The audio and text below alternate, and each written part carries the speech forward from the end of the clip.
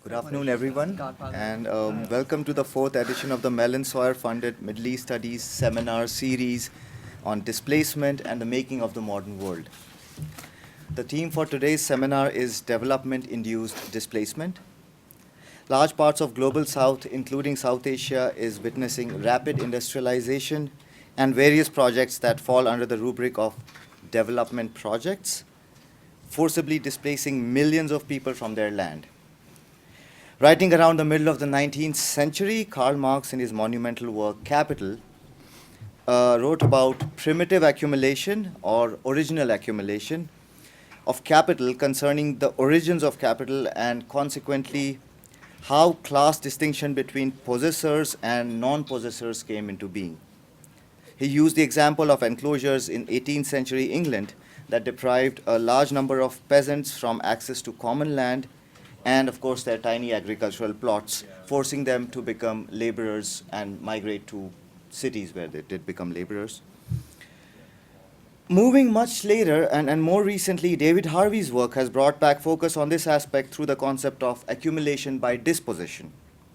At the same time, there are organized social movements of the people who are facing displacement that have been using collective action to highlight their plight as well as to make their demands on the state.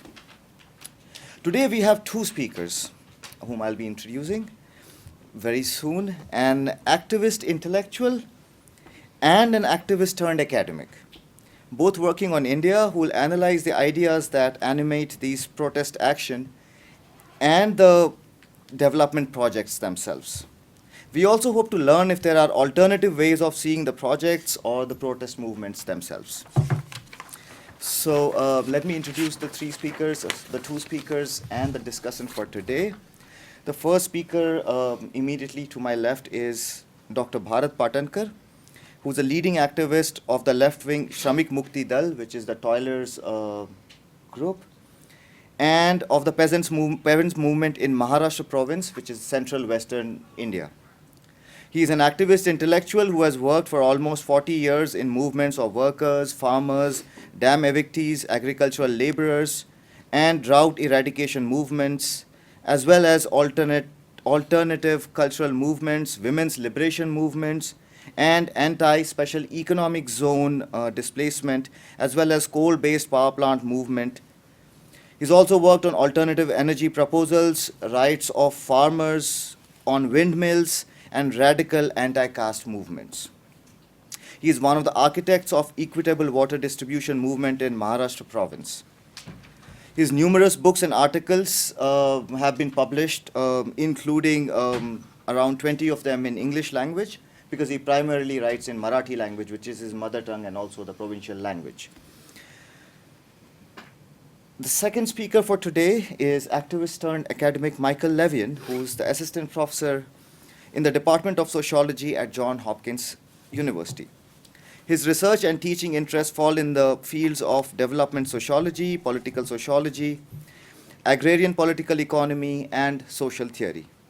He has a long-standing intellectual and political engagement with the phenomenon of rural land disposition for development projects, such as dams and now special economic zones.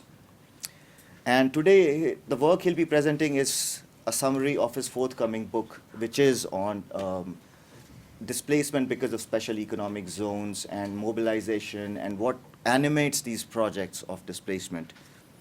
And the discussant who will be commenting on both these papers is Sarah Besky, who is the assistant professor of anthropology and international public affairs right here at Brown University. She is a cultural anthropologist with research interests in environment, capitalism, and labor. Her book, The Darjeeling Distinction, Labor and Justice on Fair Trade Tea Plantations in India, published by University of California Press, explores how legacies of colonialism intersect with contemporary market reforms to reconfigure notions of value, of labor, of place, and of tea itself. And I'm your moderator, Vikram, who works for the Mellon Sawyer project. So let's get started, and let me invite the first speaker for today, Bharat.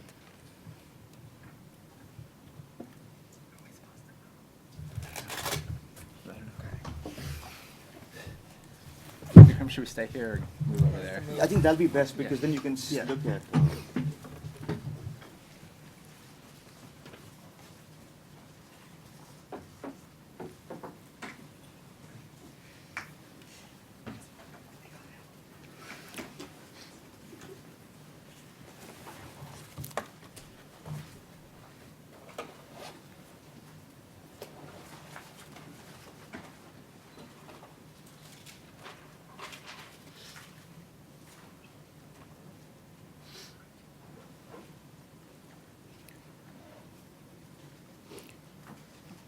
I express my thanks to the university and the institute before I start presenting my paper. The subject is displacement, dispossession, resettlement, rehabilitation in the framework of alternative developmental paradigm. Displacement which is forced or dispossession which is forced could take place only in a situation where there is a possession. If person doesn't possess anything, our community also doesn't possess anything, then there is no question of dispossession. So in history of humanity, the question of displacement in the today's manner or dispossession in today's understanding only could come in when the settled agriculture started. So people started saying that this is our locus standi. And we are living in this area, this is the perimeter, nobody should come in, this is our area. Maybe in the beginning it was a collective possession, maybe afterwards it went on becoming private possession of various people, but it became a possession. Before that, people were having the areas of marauding, people were having shifting cultivation, but only disputes could have been where disputes for in which area you should do the shifting cultivation. So that was not a possession in that sense. But this second kind of thing, when the control of a stable area starts coming in, and you define the boundaries of the area, that we or me, I myself possess this area, then dispossession and possession question comes up. And resettlement and rehabilitation only can come in respect to dispossession and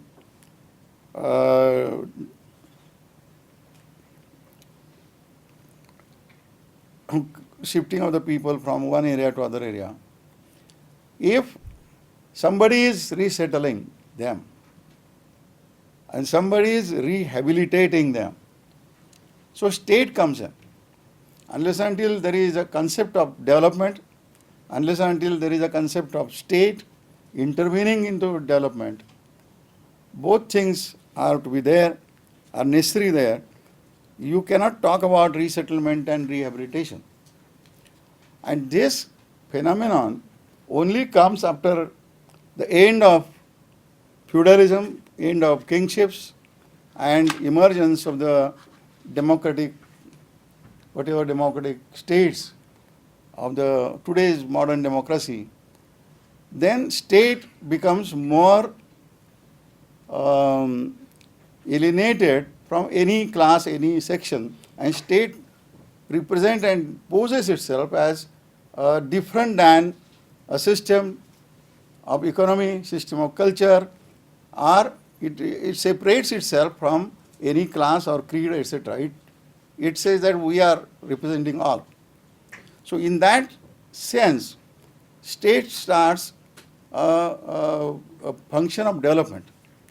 So development, the concept itself, was not there before all this role of the state was defined in a different way. And because people started electing their representative to run the state. So what representatives are going to do for our development, this kind of a concept in a society could come only with this kind of a democracy. So we are talking in a specific historical situation, where there is a definitive kind of a private property, there is definitive kind of public property which is defined in a different way than before, like for example in tribal period, people defined their property not as a public property, or their collective property. But here public property would mean a state's property also. So in that sense, the definitions which we are going to use and concepts which we are going to use, all these concepts are historically specific, and not only that, they are specific to contemporary period also. So this I mentioned specifically because this is not a historical kind of a thing. Means displacement was there always in the human history and is going to be there always in human history. That is not the case.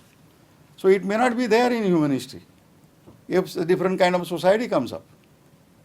So if different kind of society comes up, then these questions may not arise. So that I want to point out in the beginning.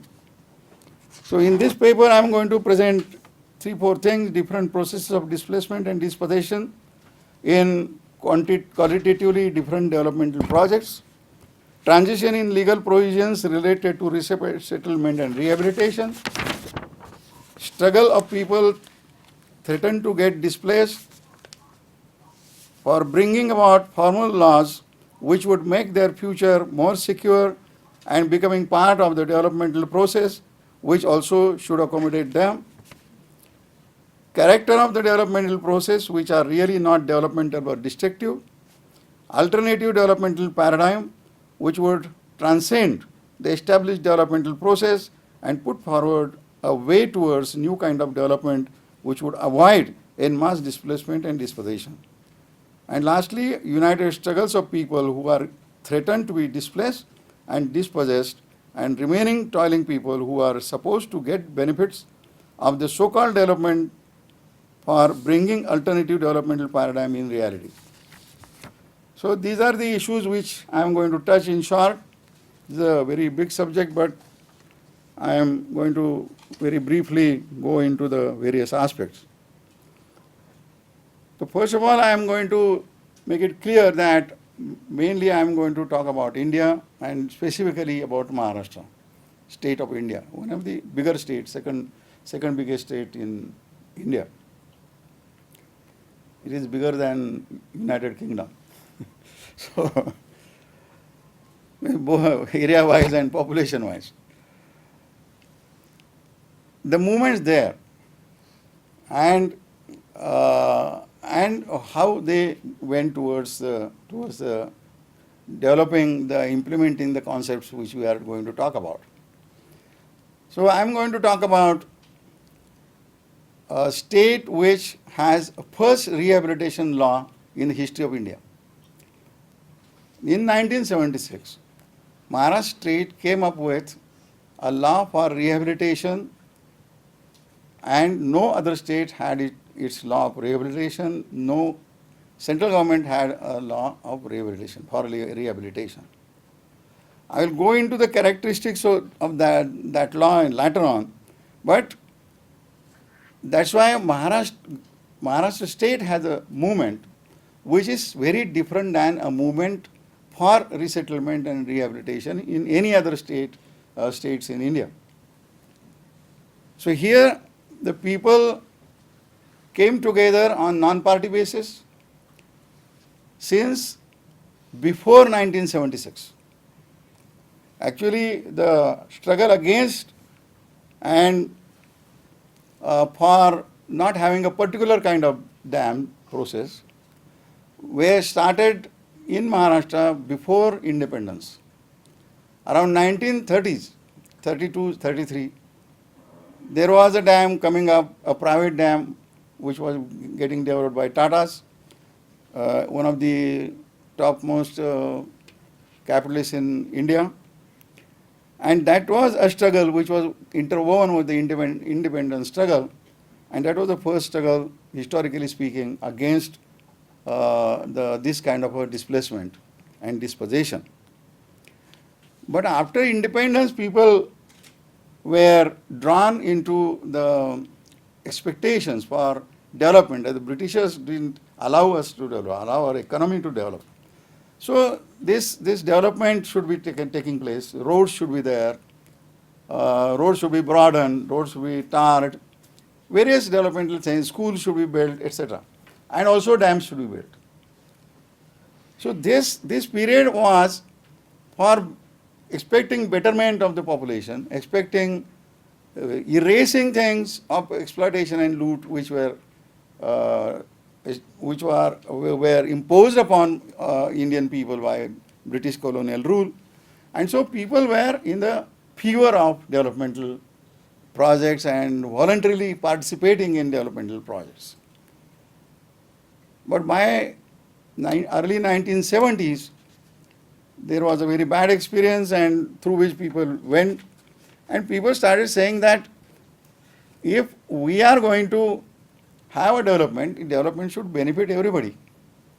You should not sacrifice some people, cut throats of some people, and you should not give benefits of the development to other people, other kinds of people.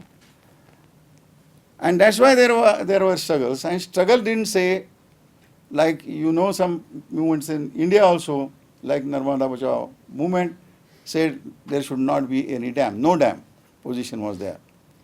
But this struggle in Maharashtra in early 70s, 73, 74, like that, they said that because Maharashtra is drought prone zone, monsoons are not very reliable, and if there is no guaranteed water supply, a captive water supply to the agriculture, our development is not going to take place. We are going to remain starved. So dams should be built, but the dam evictees are electricity developing project should be done, but the displaced people should be resettled. And how they should be resettled? That was a concept which was contributed by the movement, saying that if you are going to get benefited because of the particular, for example, dam, so you are going to be benefited because of the water, then we should get irrigated land in the same area where our water is going to go, where our villages are submerged and this water has stood over our villages and old lands and etc. This water is getting supplied to the command area, to the irrigated area, to irrigate the area which was dry before. So there we should be getting resettled. Why? They gave the reason that once you compare a land which has got no assured water supply and a land which has assured water supply, then assured water supply land would definitely give 10-fold more production than the land which has got no assured water supply. And they gave the slogan that we should be rehabilitated first and there should be dam should be built afterwards. This doesn't mean that total rehabilitation should come first and total dam should be built after that, because this process becomes then impossibility. They said that once first village is to be affected and lifted from there, they should be given land, they should be given alternative township and with a very modern facilities. So land in a irrigated area, very modern township for the alternative village, that is ready. You can go and stay there. If that situation is there, only then you can affect our land, our settlements, etc. That was the real meaning of first resettlement and then dam.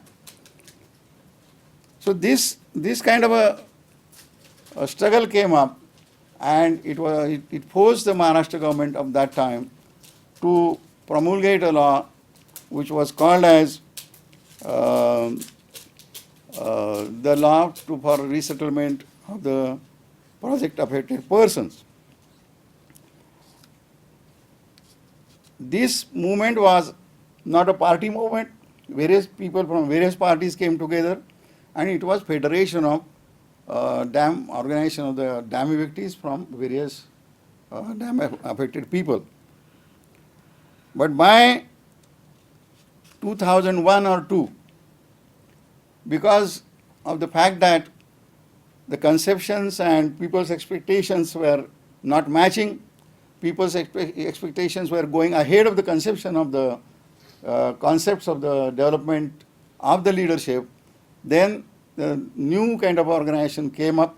It was under the leadership of this league, which is called as Toilers League, Toilers Liberation League. And that had given various struggles since to 1998 onwards up to now. So there are various kind of stages in that. But here I should mention that the original movement as a federation came up from within the farming communities, from all castes of the all communities. The second phase of the movement also came up from the local communities, but there was no leadership coming from outside and developing the movement. So the movement itself was led by the people coming from the farming community, coming from the rural community, and also participated by all castes and creed and women. In the majority of the women were participating in the movement. Then I will say that I will mention about the situation of people who were getting dam affected. You will go to the pre-independence era, you will see that two kinds of people went to Mumbai as an industrial city, or Calcutta as an industrial city, Ahmedabad as an industrial city. One kind was the eastern slopes of Maharashtra's Sahyadri ranges, which is high rainfall area and single crop economy, agricultural economy. Another is the western slope of the Sahyadri ranges on the border of the Arabian Sea, and that is again a single crop and high rainfall economy. And the drought prone areas of Maharashtra. One person from every family went to Mumbai, and that person went there to lift the luggages, lift the weights. So say the porters in the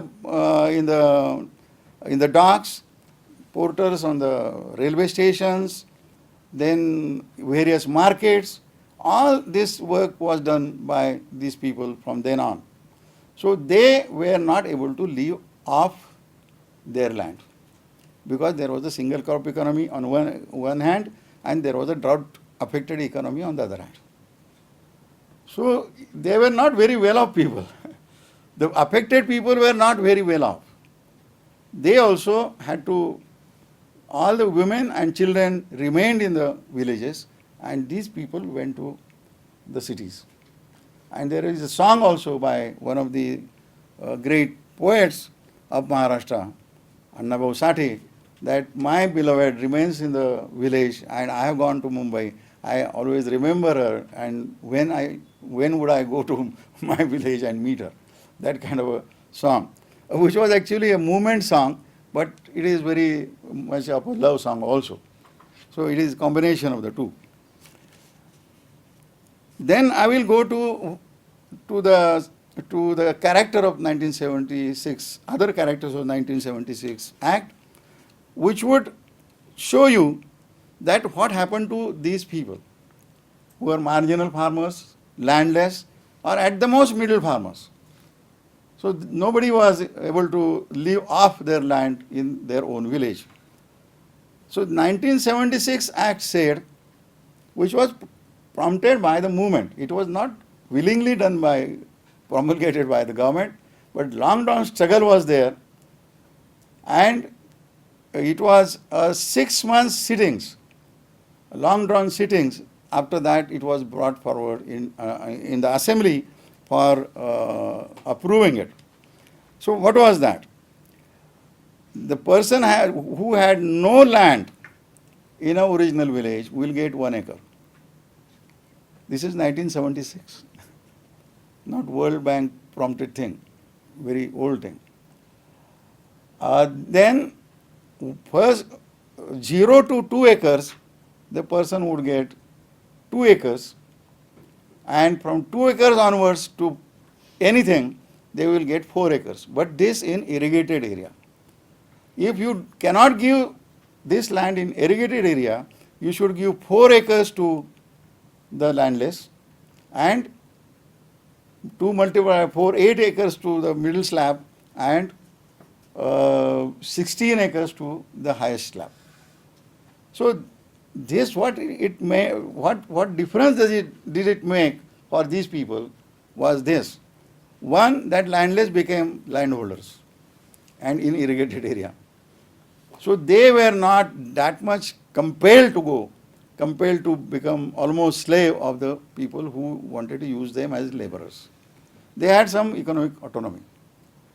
Then marginal and middle farmers became very well-to-do farmers on the irrigation of basis of irrigation, and people having 50 acres of land, 100 acres of land, or 25 acres of land, all this went away and everybody came up to the 4 acres. So this is the limit. So the gap between the topmost landholder and the landless was lessened because of the rehabilitation, and people having no land or almost no land or marginal farmer people, they became people who can rely, at least they can sustain themselves, and they are not forced to migrate to the cities for very laboring manual work. Secondly, this also gave a reservation, not exactly a reservation, but the priority in employment. So 5% seats were given as a priority in employment in governmental jobs. At the same time, the government has, supposing, finance a cooperative sector like sugar factories or anything like that. So these, whatever institute is financed by the government, that institute also give priority 5% seats to these people. The main aspects were this.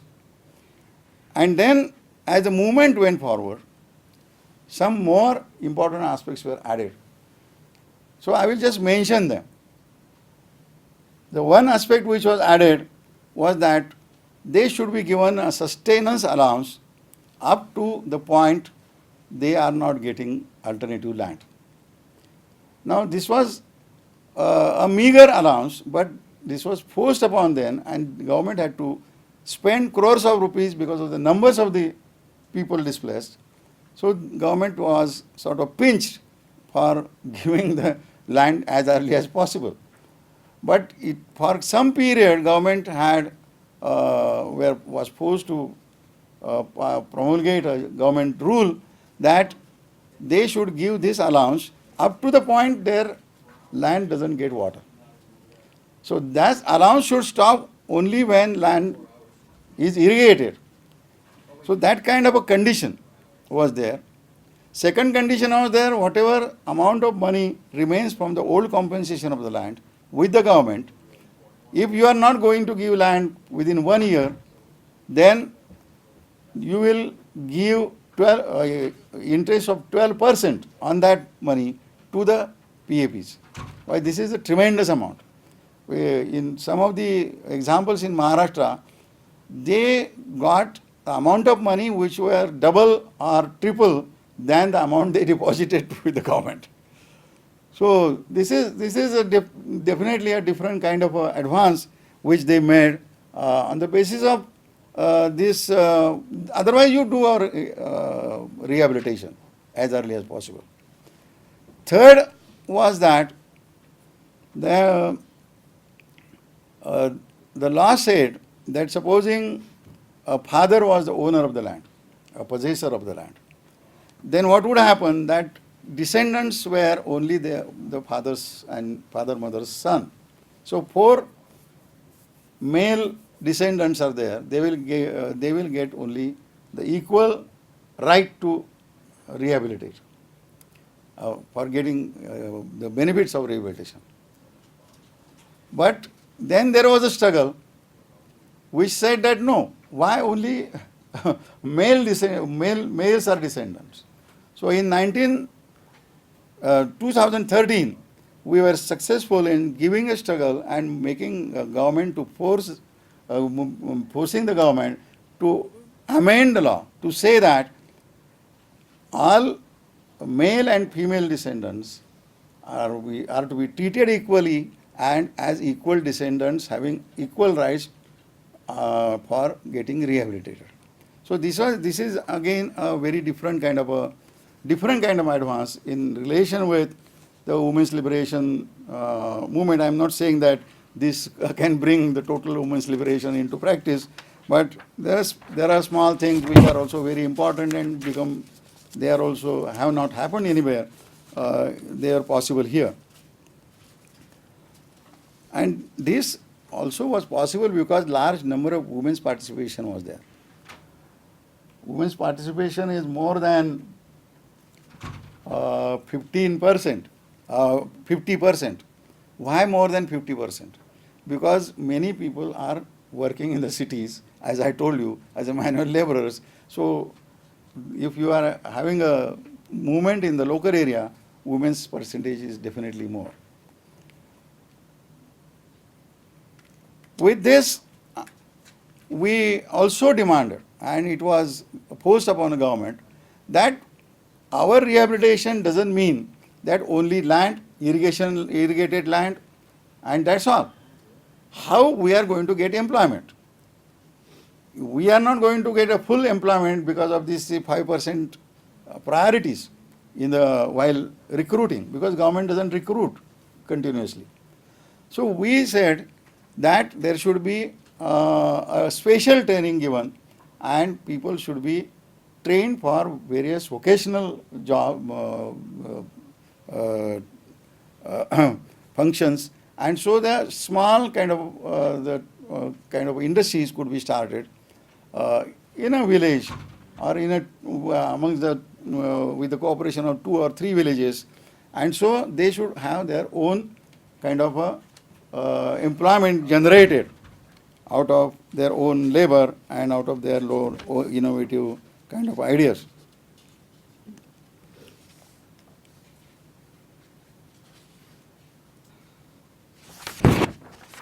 About then 2013 law.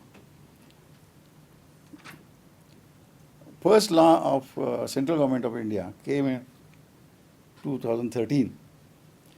Basically, this law doesn't only talk about land acquisition. One gets impression that it starts out to be, its name starts land acquisition with the land acquisition, but it is also rehabilitation. So land acquisition and rehabilitation law. This is first time that the movement could include, because there was a committee established in Maharashtra out of the people's these movement representatives to suggest some more things in this law. So one suggestion was accepted, that supposing that project is coming and you are giving alternative to the project.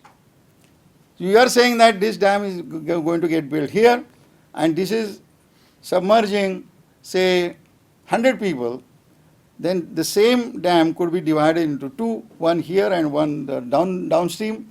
So submergence gets reduced, but amount of water stored is same and benefited zone remains the same. So what is the problem? There is economical expenditure also is the same. And the movement proved in one of the cases that one dam was divided into 3 dams and 80% of the displacement was saved, and 20% people got displaced and could be rehabilitated in the nearby area, in a command area. But 80% of the displacement could be avoided because of this. And one principle was established that you can give alternatives. And this law provides that if on the scientific technological basis alternative is given by people, then you can put it forward and it could be implemented. Same thing we did about Narmada Bachao. Narmada Bachao ni, Narmada Dam. There was an engineer called K.R. Date and some other people from People's Science Movement in Maharashtra, and they came up with the proposal that Narmada Dam could be frozen up to 100 meters height. So 75% of the rehabilitation could be avoided and water would be provided to the drought-prone areas of Gujarat. So both are satisfied, and rehabilitation becomes an easy project. But that was not accepted by the movement which was at that time working there, and we couldn't go against the people's movement. So, but now the dam is built, people are displaced, and dam is going to get fully built, and this alternative is not going to be implemented. But it is still possible that this alternative is workable, technically workable alternative. Thirdly, you can also give alternative. Supposing there is a airport expansion is coming. So we can give an alternative that if, because this law says that if it is not, it is a cultivable land or irrigated land, then if you give alternative of the barren land, then project should be shifted to the barren land. If it is irrigated land, it could be shifted towards a non-irrigated land. It would not get irrigated any time in the future. So it was also given, this kind of alternative was given. Karad Airport and Karad Airport struggle was victorious on this point, that there is a place where there is a barren land which is not cultivated, couldn't be cultivated, and it is good for a bigger airport than this instead of expanding this smaller airport. So they couldn't argue against this, but what I am saying is that this niche in the law, 1913 law, was created, which is now useful for people. At the same time, I would tell you one more example of the coal-based power project in Konkan area of Maharashtra. The Ambanis, which are the topmost capitalists of India, and probably one of the capitalist names in first 20 or 50, I don't know, around that. So their company was establishing a coal-based power plant in a Alibag district of Maharashtra.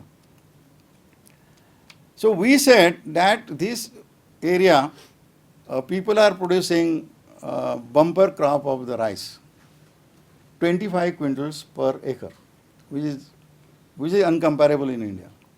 And again a fish crop, inland fishery, and also a fishery in the ocean, because it is an ocean related area, it is a coastal area. And this generates this much amount of electricity, employment. So if you are saying that this project is going to bring an employment in Konkan, then it is not going to do it here, because only 300 people are going to get employed, others are going to get devastated. So employment argument doesn't stand. Secondly, we said that out of the bran of from the rice husk and its other parts of the standing rice, you can produce electricity in a very modern way. You can produce electricity. At the same time, windmills could be there. People can go for windmills, establishing windmills in cooperative way, and also waves of the ocean could give some kind of electricity. So why you are enforcing this polluting, maximum polluting kind of a thing, no generation of the employment, and unnecessarily costly electricity would be imposed on people.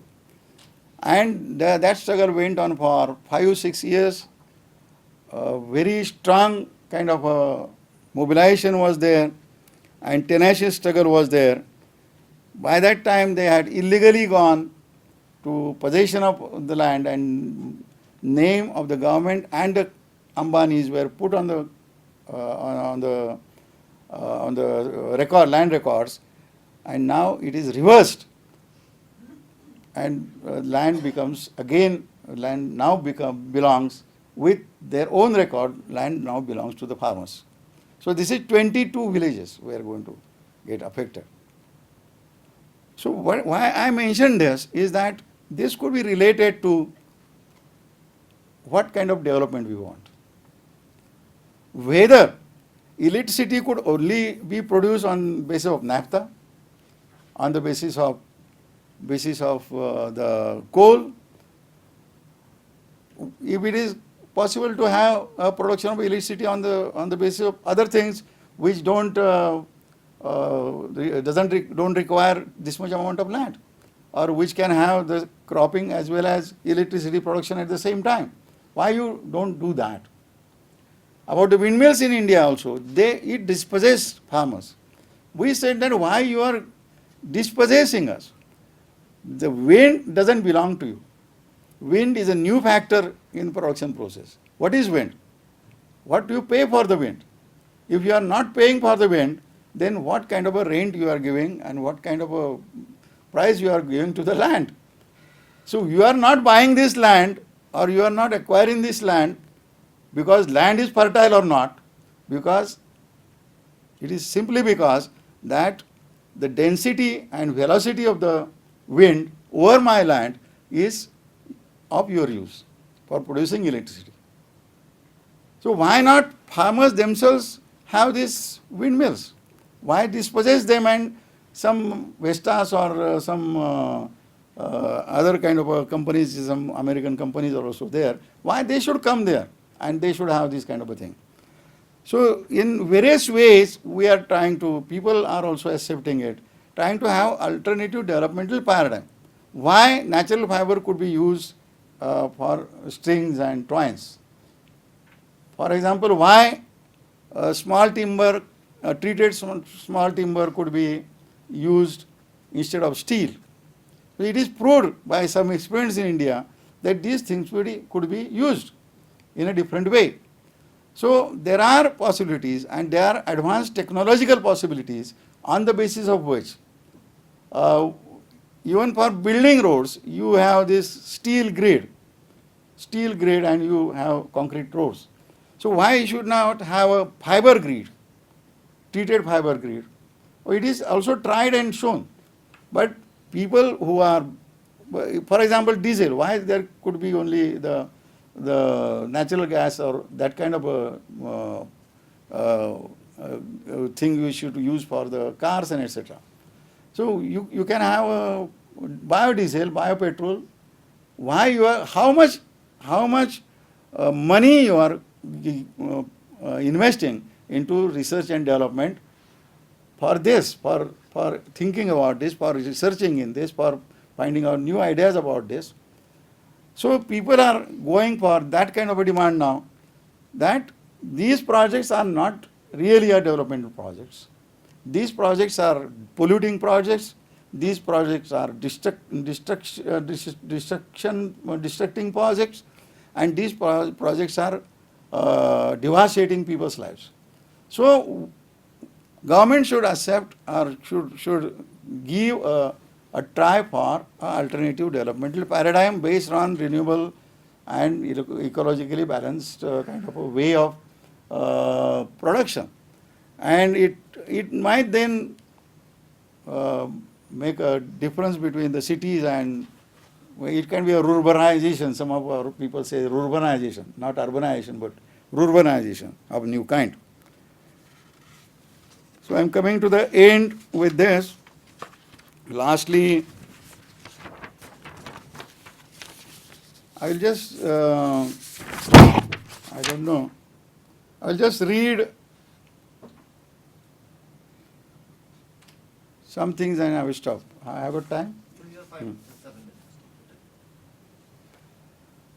2, 3 achievements could be used for the movement world over.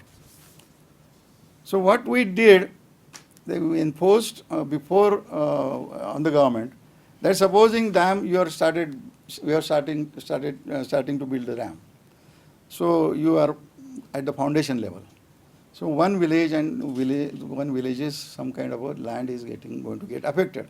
Before you even touch that land, you have alternative village and alternative land. So you have total program. You come to this level, the alternative is there. So people can go and first time in history, we had in Maharashtra alternative program of on one hand dam building, on the other hand rehabilitation. And at the same time rehabilitation with the irrigated land. At the same time what we did is that our water movement of the drought prone area people and dam evictees movement, they came together. So there was no opposition. Like people in the benefited zone are saying that dam should be built, and affected people are going to say that dam should not be built. So we said that we want dam. All of us want dam. All of us want assured water, assured irrigation. So we come together and fight for equitable water distribution. Equitable meaning by that supposing I got no land, I should get amount of water which is sufficient for using on land to produce sustainable production for my family. So 18 tons of biomass by international standards on the basis of various studies are necessary for this kind of a sustenance. So how much water is required? The experimentations were done. And we said that 500 cubic meters of water per family would be given to every family. What amount of land doesn't matter. 50 acre ownership person also will get that amount of land, water, and landless also will get that amount of water. So thus every family gets equal amount of water and sustenance. If water remains, then it would be given commercially to the people having more land. So productivity would be increasing for the national GDP growth and etc. And for last month, this alternative was it was underway of reframing itself from inequitable distribution to equitable distribution. So 10 years we studied along with the engineers, and now it is proved that water is there, conjunctive use of water can make it possible, and equitable water distribution is possible within the same economic framework as they were talking about cost benefit ratio. So if that is the case, then beneficiaries are more, and that would increase the GDP much more than, and GDP not only at the national level, but GDP means human welfare index also would be increasing, not only in terms of economy. So this kind of a thing was possible because dam evictees and benefited zone people came together and they went further with the alternative in the water sector. So water would remain a public property. It cannot go to the people more in quantity who are owning more land, but it would be equalizer for sustenance, equalizer for one's betterment on the basis of one's labor. So this is a rare example where you can say that people who are supposed to be opposing sections to each other are coming together, and they are winning the fight for a new kind of water regime. So I will just read then the provision for the first rehabilitation and then construction of the project. This is now legal provision is done in Maharashtra.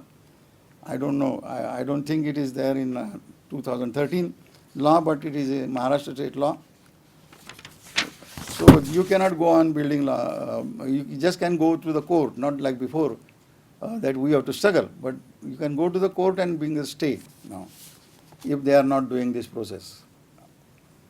Provision for the maintenance allowance of the to the PAPs if alternative land is not given, including the interest on the deposit kept with the government by the PAPs up to 12% rate of the interest.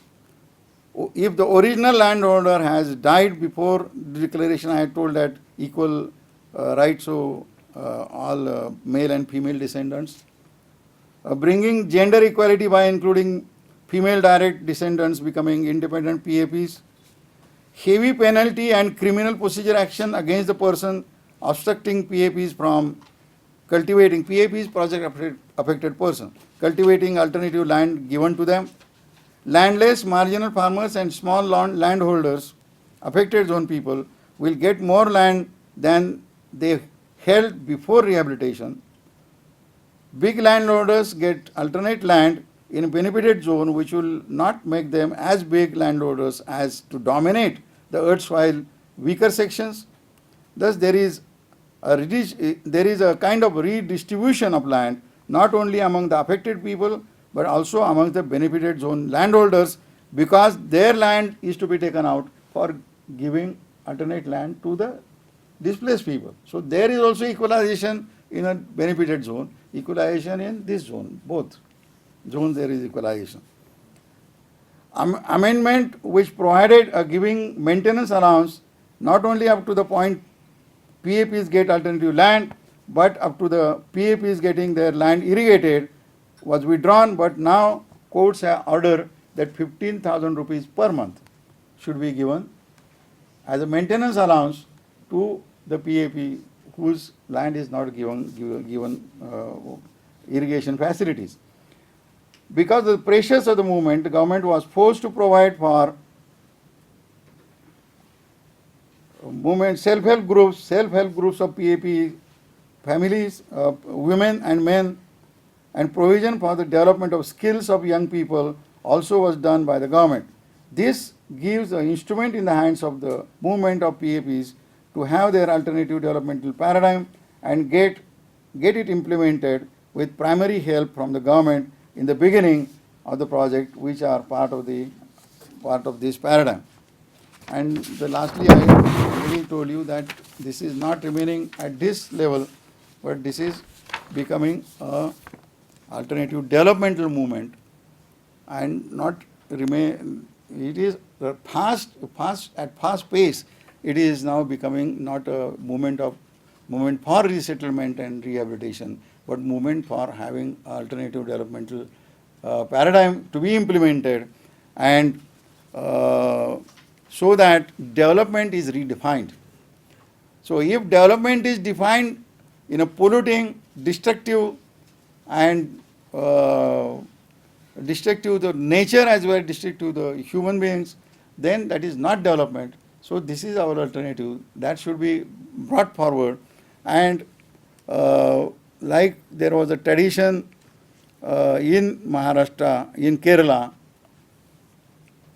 that people science movements helped in the past. People science movement helped these kind of movements to come forward with alternatives.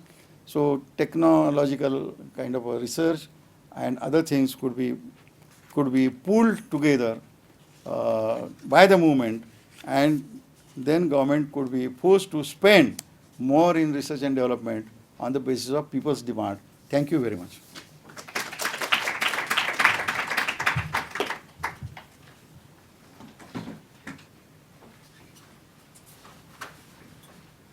Thank you, Bharat. I would now invite Mike to come over and take the charge. What mic? Let me see.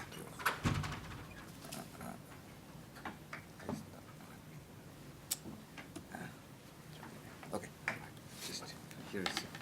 Sure.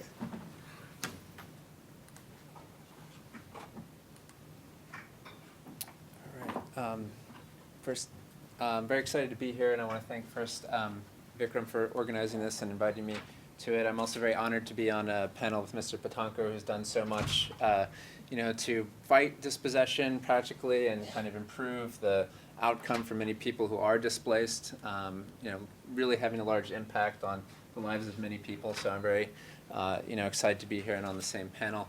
I'll also thank Sarah again when she comes back in the room, but I want to thank her for commenting and reading the introduction to my book manuscript. And I want to thank you in advance for comments and criticisms, because I'm going to present the kind of argument of a book in progress, and I still have time to revise it, because I'm waiting for revisions to come back. So any suggestions you have will be really appreciated. So I'm going to present the kind of main argument of the book, which is titled right now, Dispossession Without Development. If you have a better title, I'd really appreciate it. I really hope that's not the final title, but I really can't think of a better one right now. And that's going to sacrifice some depth, because I want to kind of give the whole argument of the book rather than focus on one chapter, but I'm happy to talk about anything in more depth. And thank you again, Sarah, now that you're for reading the introduction to the book. So the book's an ethnographic study of villages in Rajasthan who had their land dispossessed for one of the largest private SEZs in North India. And I really ask how the relationship between dispossession and capitalism has changed in post-liberalization India. How have things changed from the kind of period of state-led development in which large dams were the kind of main story to the kind of post-liberalization era when new forms of dispossession have become increasingly prominent?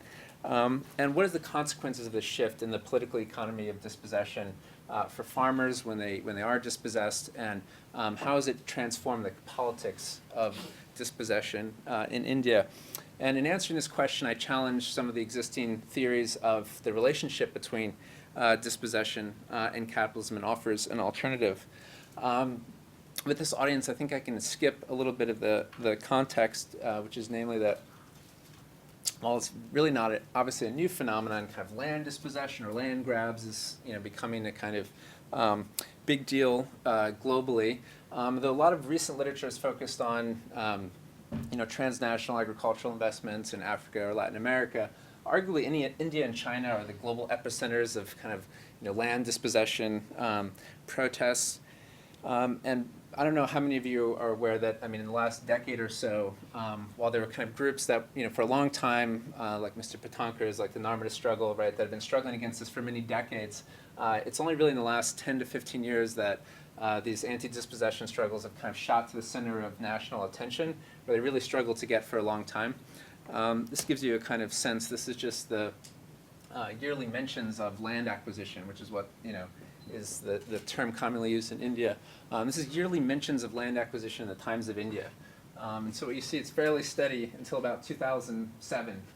And that's when Nandigram and when 14 farmers are massacred in West Bengal for refusing to give their land for an SEZ. And at that time, these kind of land wars stopped really popping up everywhere and getting a lot more attention, becoming electorally salient, and actually, arguably deciding some elections and forced this big change to the land acquisition law in India finally in 2013. By one estimate, capital projects worth 3% of India's GDP are now stalled due to so-called land acquisition problems. So though it's easier to convince now people that land acquisition, land dispossession is a kind of big deal, I think that existing theories of the relationship between dispossession and capitalism are actually inadequate to understand this.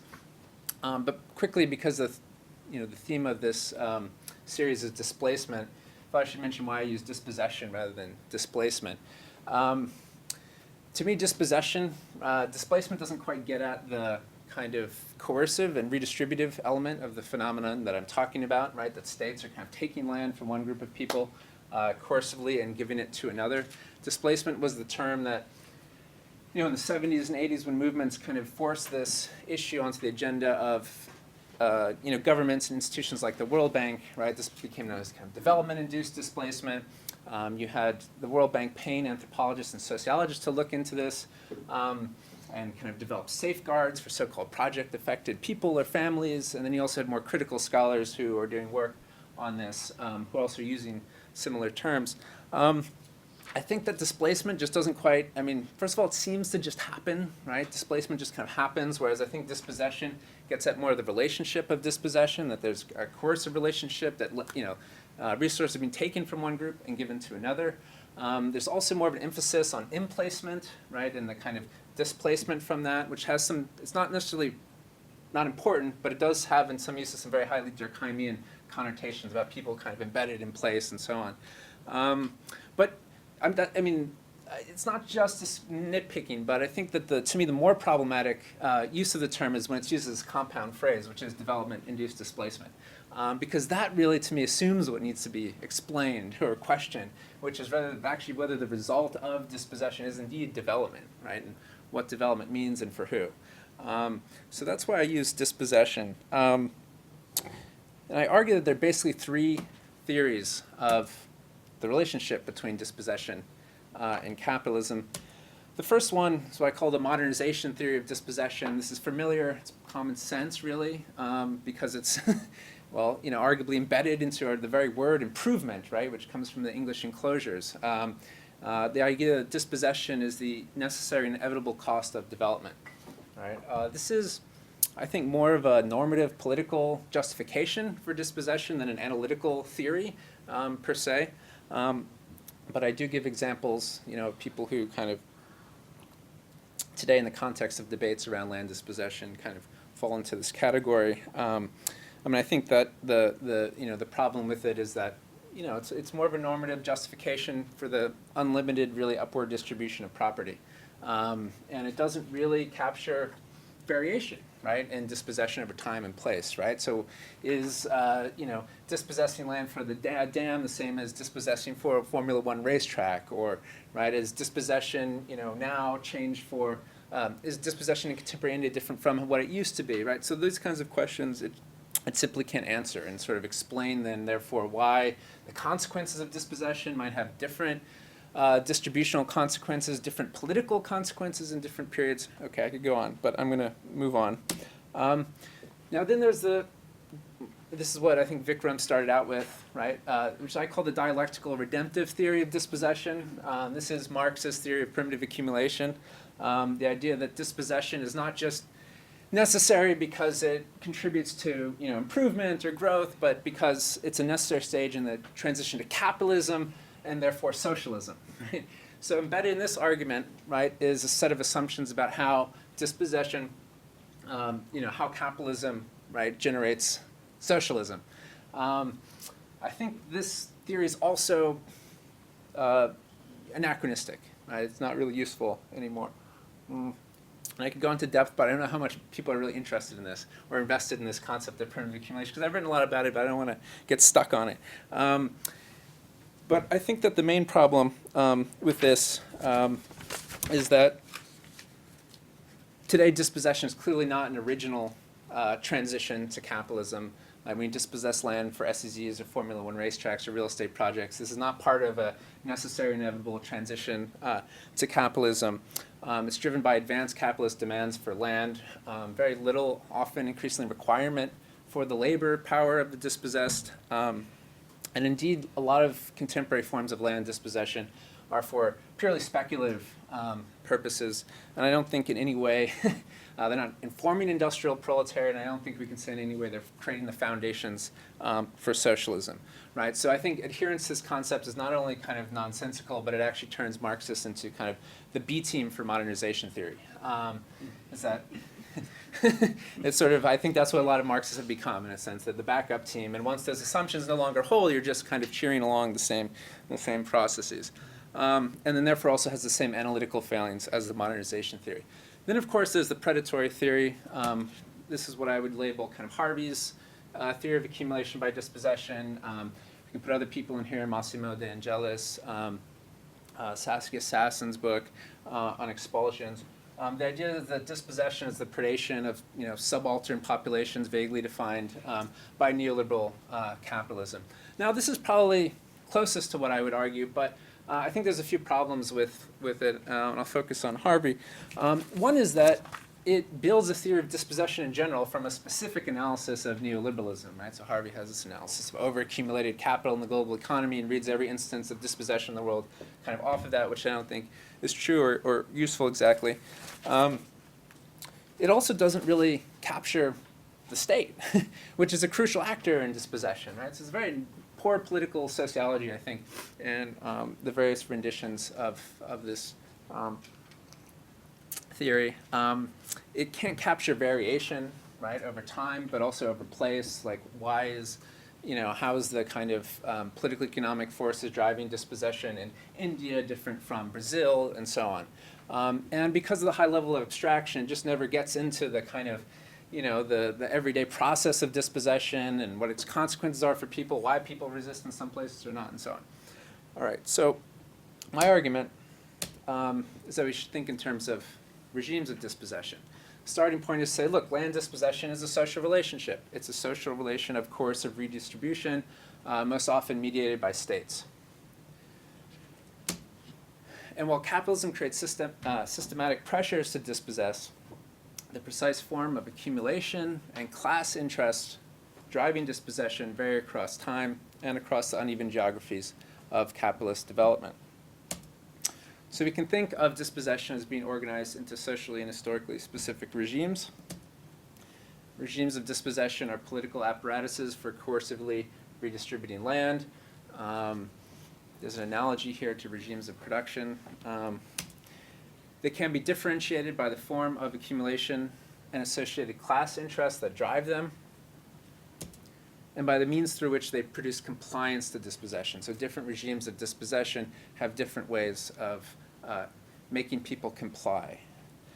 We have to understand then how different regimes of dispossession interact with particular and diverse agrarian milieu. This interaction, I think, gives us a better ability to understand the kind of divergent political responses to dispossession, why some people comply in some situations and resist in others, and permutations in between.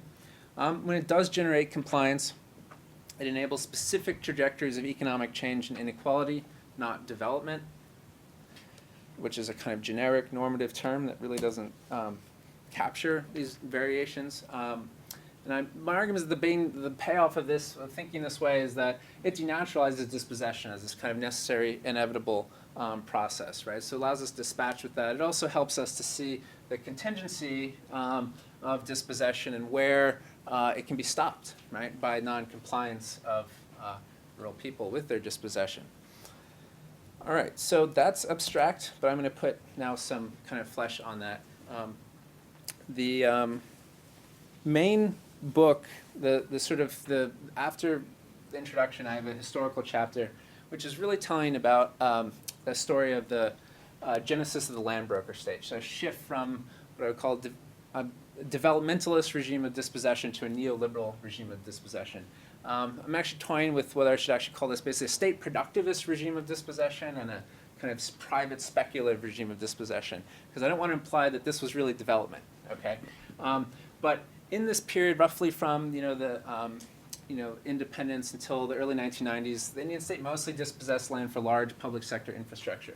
Large dams were by far the biggest source of dispossession, with tens of millions of people displaced. Public sector industry was another big thing: steel plants, industrial estates, and so on, and other kinds of associated infrastructure. But almost all of it was in the public sector. It was actually legal to acquire land for private companies, but in practice, the development model, because the development model was rarely actually done. Most of the land consumed was for these projects. They also reflected these kind of commitments of the Nehruvian developmental state, which were never fully successful, to kind of create balanced regional development, labor intensity, and so on. The way industrial states were kind of scattered throughout the country. Right? So there were those kinds of emphases that didn't always actually work. And of course, the promise, as Mr. Patankar was saying, of irrigation, right, was that all these farmers would, improve their incomes and so on, increase food production. Now, I wouldn't say that this was some golden age of dispossession. For the most part, the resettlement and rehabilitation policies were non-existent. The compensation was extremely low. People dispossessed these projects, except for in a few cases, several of whom I think because of Mr. Patankar's work. I've only come across, and there's a huge literature, there's a pretty big literature, at least from the 70s onwards. There's very few positive cases that you can find. The vast majority of people who gave their land were just absolutely impoverished, given very little, almost never given housing or common resources weren't kind of recreated. Very, very seldom did they actually get kind of land in the command area of dams. I think Coin is one of the only ones, right? And I think there's another case in Orissa, and very few. There's a few cases in which political agitation, allowed people to get jobs in public sector, industries like in steel towns. But for the vast majority of cases, it's pretty dismal, actually. But the Indian state or Indian states were quite successful in producing compliance to dispossession through a combination of kind of appeals to the national interests, right, to appeals to national development, as Mr. Patankar discussed, plus a good dose of coercion, right? When people didn't want to go, the police were called in repeatedly, many people were beaten, people were flooded out of their villages without warning, and so on. All right, so not a golden age of dispossession, but dispossession for a different phase of capitalism. In the 1990s, though, things start to shift towards a different development model, increasingly driven by private capital for increasingly non-labor absorbing and speculative purposes. So how did this happen? Briefly, economic liberalization in the 1990s unleashes private demand for land, increasingly for non-manufacturing activities, because India's manufacturing sector is not very dynamic. Same obstacle to consolidating large plots of land, right? That was always a problem for public sector industries there. Now it becomes a bigger problem when you have this huge private demand for land.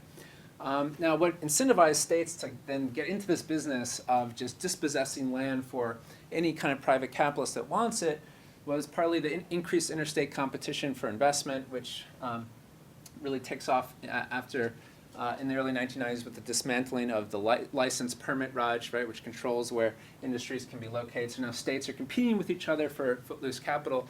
At the same time, there's all these licit and illicit rents that states can kind of capture by getting into the business of acquiring land for private companies, and that was also a big incentive. The result is that pretty quickly after liberalization, state governments morph into what I call land broker states, right? And these are kind of government agencies that are advertising land to entrepreneurs and builders and so on. That's all coercively acquired through eminent domain land acquisition act. Also the enclosure of grazing lands in the peripheries of cities. All right, so this starts in the 1990s and really reaches scale in the mid-2000s with India's economic boom and real estate boom. So for land broker states, maximizing what I call the rate of accumulation by dispossession becomes the end of dispossession itself, right? So capturing this increment between what you're paying to farmers, right, and the market value becomes actually the only purpose, devoid of any other so-called developmental considerations. Now, some of this the government keeps. So P2 is what the government agency, the price at which the government agency sells to the private capitalist. P3 is the market value that private capitalist is able to capture, right, once they kind of resell that land. So the public increment creates this government revenue, which is actually quite a lot, much more than municipal taxes for a lot of, say, urban development authorities. And then the private capitalist captures, and this windfall is huge, very often, as I'm going to show. All right, so most of the book, though, looks at then the collision between this kind of new regime of dispossession, of increasingly speculative, non-labor absorbing forms of dispossession with a cluster of villages in Rajasthan. All right, this is roughly where it is, pretty close to Jaipur. Most of the SEZs are close to cities or near ports because that's where the real estate values are. Let me say a little bit about the particular milieu I studied. Main village I did ethnography of was over 400 families near Jaipur, the state capital of Rajasthan. In 2005, it was one of 9 villages that lost a total of 3,000 acres, 2,000 private land, 1,000 grazing land for the Mahindra World City SEZ, which is one of the first big private SEZs to actually get built in North India. A few things I would say about the kind of agrarian milieu that are important to what unfolded. One, it was rain-fed agriculture, right? So single-cropped in the context of increasing water scarcity in the region. So people are diversifying. Most families are partly at least diversifying into different kinds of either wage labor or self-employment.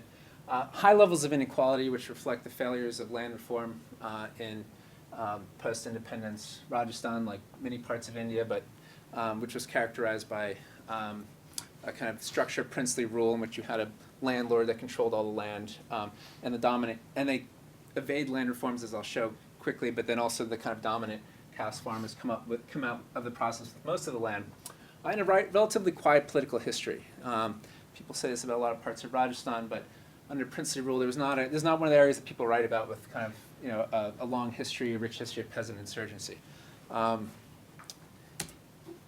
these features combined with the Rajasthan government's market-based compensation policy, right, which I'll explain more in a second, but instead of giving farmers just a low price, they gave them little plots of land next to the SEZ that would have real estate value, prevented a land war in this village, right, which is why I went to actually study it, because you could see what a built SEZ would look like while they're being resisted in many other places across India.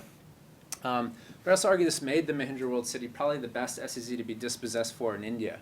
And so it's kind of a limit case for the modernization theory of dispossession. If dispossession is to be really developmental anywhere in contemporary India, right, for this, it might be here.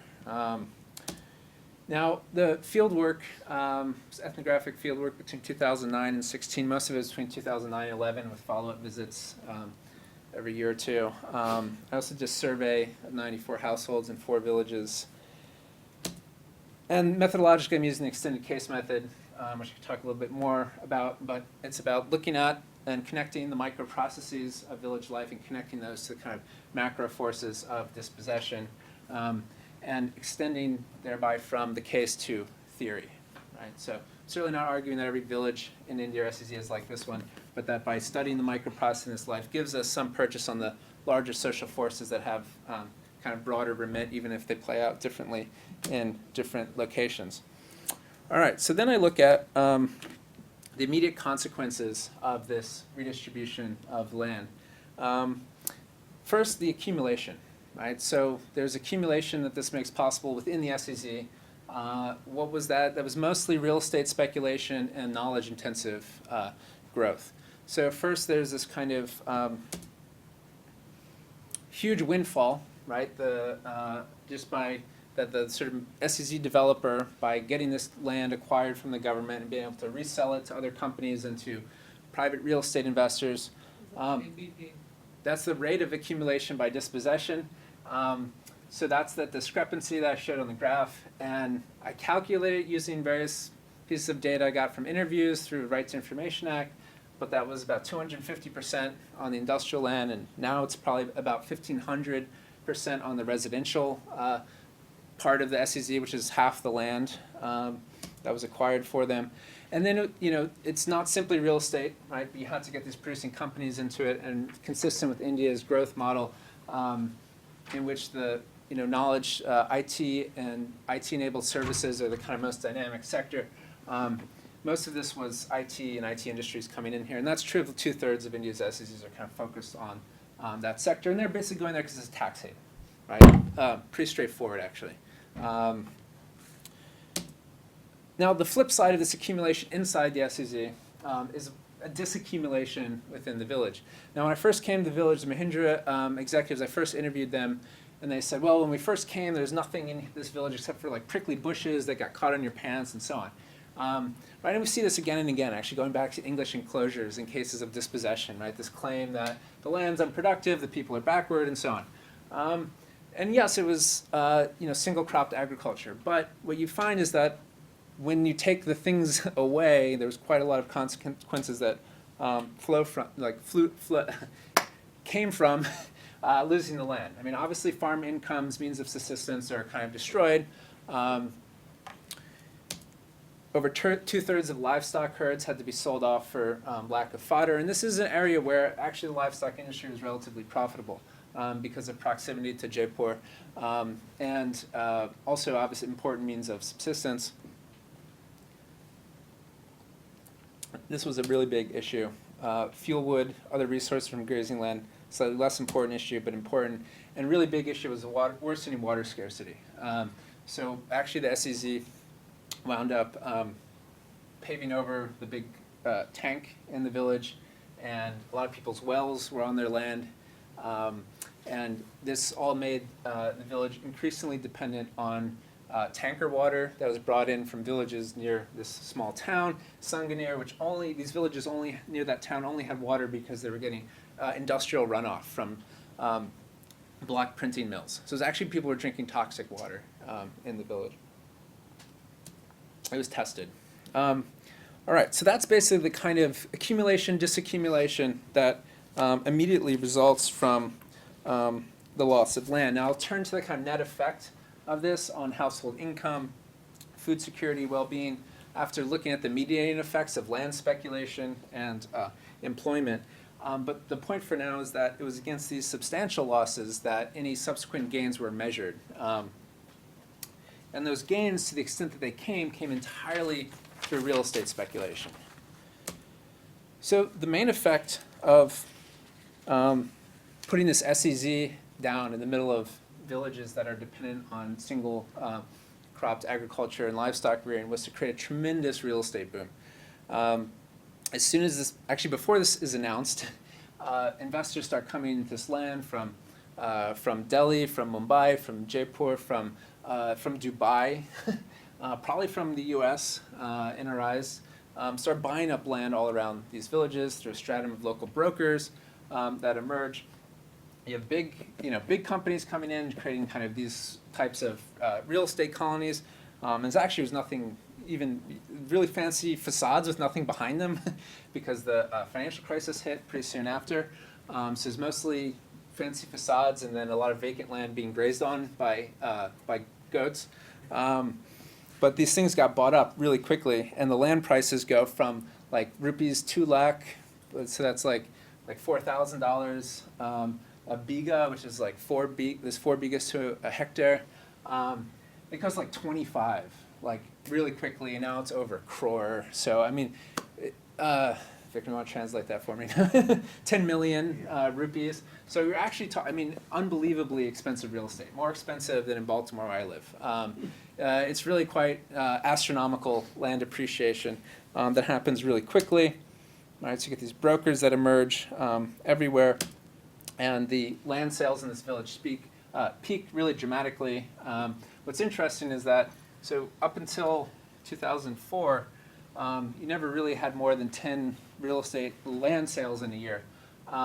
2004 is interesting because the project, the SEZ, is not actually announced until 2005. So what this means is that people were tipped off by government officials who knew that this SEZ was coming, came in and bought up land, a lot of them through, it's called Benami companies, right? Front companies, basically. And then you have this huge boom, it dips a bit with the financial crisis, it's come back up a little bit. All right, and then this is what was novel about this project, though it's increasingly being practiced elsewhere, I believe in also parts of Maharashtra, which is that instead of giving farmers this sort of, giving them 3 lakh per biga, they give them these little plots of land, a quarter the size of their original land, right? And so the idea was that the market value of that land would go up because it's near the SEZ, right? And farmers would benefit from that appreciation. But what I'll show is that this was key to generating compliance, not because people consented, there was no negotiation, there was no consent, but it did individualize people's relationship to the project, right? So different people are now calculating, can I benefit from this? And so on, it really fractured the village on the basis of people's ability to navigate land markets. Now, their people's very unequal ability to navigate those land markets quickly became the main determinant of upward mobility of people's socioeconomic trajectories. But the point of departure for those trajectories was the pre-existing agrarian class and caste structure. I'm going to do this just very quickly. This is too many numbers. But what you can see is that, I'll just do this very quickly, the upper caste had a lot more land, they had a lot more shops or businesses, they had a lot more formal sector employment, and they had a lot more formal employment or business outside of the village, which was important because that gave them social networks to the city that many used to become brokers. Lower caste, highly dependent on informal wage labor, and much lower education than the upper caste. And this is, again, a kind of failure of the Nehruvian state through land reforms and other policies to really, to really undermine the kind of inherited inequalities of princely rule. Some people call it feudal, debates around that. Okay, so, and in particular, what I show is that it's, yes, the economic capital, right? So it's important who had land, how much to land, obviously your ability to profit from land depends partly on how much you have. And also how much economic assets you have also shapes your ability to wait, which is crucial for real estate speculation. Also important was people's, comfort with land markets, literacy very basically, but also some idea of what an SEZ was, what it would do to land markets, was it profitable to sell it, and so on. And also kind of those social networks were important for determining who became a broker. This is just to present the results of the survey. This shows the time I did my survey in 2011. The vast majority of lower caste, what's categorized into scheduled caste, scheduled tribes, had already liquidated their plots at relatively low prices, right? Pretty quickly people came in, said, sell your land to us. It was 2 lakh per biga, now it's 3. You'll have a profit and so on. Many of them sold, couldn't wait, or were tricked. The Brahmins and Jats, who came out of land reform with a lot more land and assets and also education, held on to those plots, right? And they're the ones that are actually really going to benefit from this, the ones that hadn't sold yet. Because the land, the land value is probably, close to what it is in like East Providence right now, like around Brown, I don't know. And when they did sell, upper caste got more money per hectare for those plots, and were disproportionately represented among the brokers, right? So it shows a very highly unequal ability to profit from real estate speculation. Now, almost everyone invested the gains from real estate speculation into either more land, where they either were just speculating or became absentee landlords, petty trade, small shops and so on, or money lending, good old-fashioned money lending.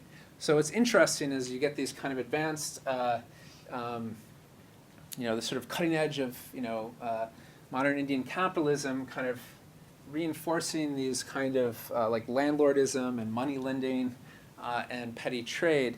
Now the class positions at the end of these trajectories in the village are very complex. They're very difficult to categorize in classical Marxist terms. But I divide them into a few categories. So you have these neo-rentiers, right? This includes the sarpanch of the village who comes out of this process with gigantic house, huge land holdings. He built a 6-story apartment building in the village market. He's got a petrol station, a farmhouse, all kinds of stuff. And because he was the sarpanch at the time of the SEZ's arrival and became a huge broker. The former feudal landlord's grandson is even richer. I should have said that this leaves out the outlier of the Rajput Thakur's family, which owned 375 hectares when the SEZ arrived, against an average of 4 in the village. So insane. So it goes from kind of extracting rent in kind from sharecroppers for 50 years to being an absolute real estate mogul. And so the grandson was actually sent to these elite colleges and became an investment banker with Citigroup, and then moved back to the village when the SEZ came to be the village sarpanch, which is a very anomalous career trajectory. But it actually was a lot more money to be made in that role than as a Citibank investment banker in Mumbai. So you have all this, and you had a lot of Jats and Brahmins who had large land holdings and became very dollar millionaire land speculators and brokers. So I call them neo-rentiers. Then you had what I call petty asset managers. Now, they're not that different in terms of what they're doing from the neo-rentiers, except they have much smaller kind of portfolios, really. So these are people that kind of came out of the process with a little bit of land, a little bit more capital that they're investing into, small shops and land and so on. Same kind of circuits, but a lot less money. But they do have an ongoing stake, right, in this project. Or they become small-time brokers. Then you have the proletarianized, which was the vast majority of the Dalit semi-proletariat, right? The lower caste farmers who had small amounts of land and so on. They were pretty much just pulverized, lost everything, and became wage laborers. Then there was the excluded. So I really talked about those who kind of were unequally successful in navigating land markets. As Mr. Patankar said, you need to possess something to be dispossessed. And these are mostly people that didn't have any, at least privately titled land to be dispossessed of. The village landless, the grazers, includes the Bavarias, who are considered they were considered a criminal tribe by the British and so on. They've been living, though, on the grazing land without title for 6 generations. They were brutally shoved off with nothing, had no compensation. Also, the grazers, who were dependent on the village grazing land, lost everything. And cutting across households with land, I would also argue women in general, you could put in the excluded category because of the patriarchal system of land tenure, in which it's almost entirely men that have title to land and are almost entirely excluded from this real estate economy. So the main conclusion here is that real estate speculation made some people very rich, which is novel in the annals of kind of studies of rural, dispossession or displacement. But real estate speculation proceeds on these arbitrary historical inequalities left intact by the failures of land reform and is a very poor basis for inclusive growth. And what we really see here is a compounding of historical development failures by the market, though perhaps with some more fluidity than we see with kind of, say, agricultural capitalism. And land speculation was the only source of value. I'm going to have to go through this, skip this, but mostly because this was kind of labor, knowledge-intensive growth and rent-driven growth, that there was very little employment generated that farmers could possibly get. So the IT companies are hiring these relatively educated, English-speaking middle-class youth from Jaipur. They're trucked in at night to work these night shifts, to do the back office work for Western companies. So you see a phalanx of these SUVs come in at like 5 o'clock that go through the SE gate as construction workers are leaving.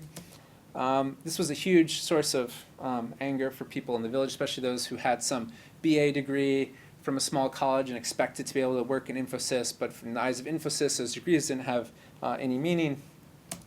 But even those who were uneducated and expected at least to get wage labor out of this were also excluded by virtue of what Bremen calls the footloose migratory labor system, right? The preference of contractors to hire migrant labor from other states who are more easily disciplined. So locals got very little work. These were the encampments. And of course, it's not to argue that like migrants from other states are less deserving in some way of employment, but the spatial separation of dispossession and exploitation was a kind of an important factor in producing local anger against the SEZ. And I think it's a much broader phenomenon and something we need to understand if we want to understand why some of these projects are really controversial. So there's complaints that all jobs are going to outsiders. I found only 18% of families had one member with a job related to the SEZ. But those were temporary jobs, like 1-year contract, 2-year contract, almost entirely as security guards, janitors, gardeners, for Infosys. And the wages from these jobs were actually less than the income from 2 buffalo. Right? So if you had 2 buffalo and you lost that because of your land and grazing land was destroyed and you got this job, people were not happy with that. Now, if someone was outside the SEZ and got those jobs, it'd be sort of a moderate bonus. But for no one did they compensate for the lost income. There's a little argument with Chatterjee that these kind of social programs, the right to work and so on, were not like effective substitutes for the land, not reverse the effects of dispossession. And this is the important point for me, is that what this underscores is the importance of being semi-proletarian, right? Not that this was something to be romanticized, right? That the kind of pre-existing agrarian economy was so great and sustainable, but how exclusionary the current trajectory of Indian capitalism is, that holding on to small pieces of land and a few livestock is a highly preferable option than being dispossessed and absorbed into the kind of growth that is being offered. So that, I think, is the important take-home point here. I'll skip the next chapter, which really looks at how the kind of SEZ otherwise enclaved infrastructure investment and create this high-end, premium network space, which had very few infrastructural or other economic linkages to the surrounding areas. And I draw a little bit on Neil Brenner's work there, and also I kind of bring into conversation with Hirschman's idea of linkage effects, of which there are very few. I'll just put this summary kind of slide, though, it begs a lot of questions that I try to get into more ethnographically, but the vast majority of my respondents in the end, released in 2011, which is a snapshot, reported having less income after the SEZ, including a very large majority of the scheduled caste and tribe families. Same with less food. Vast majority felt a lot more loss than benefit. That begs a lot of questions that I try to get into ethnographically. But I think it doesn't provide much evidence for the modernization theory of dispossession. It also is more complicated than the predatory theory of dispossession, because clearly there was a very differentiated outcome, and some people really did do well ultimately as speculators, or even the kind of certain upper rungs of the petty asset managers, and so on. But it also creates a problem for the dialectical redemptive theory. Because in no way did this actually plant the seeds of its own redemption, right? It did not form a kind of revolutionary proletarian class. The next chapter really looks at how, in fact, even though there was these widespread grievances, there was a lot of anger in villages about the lack of employment, the lack of infrastructure benefits, and so on. And this was kind of talked about as this, outsiders are eating the profits, and they're eating the cream and the malai, and we're not getting even the milk, and so on. And so there was that kind of discourse,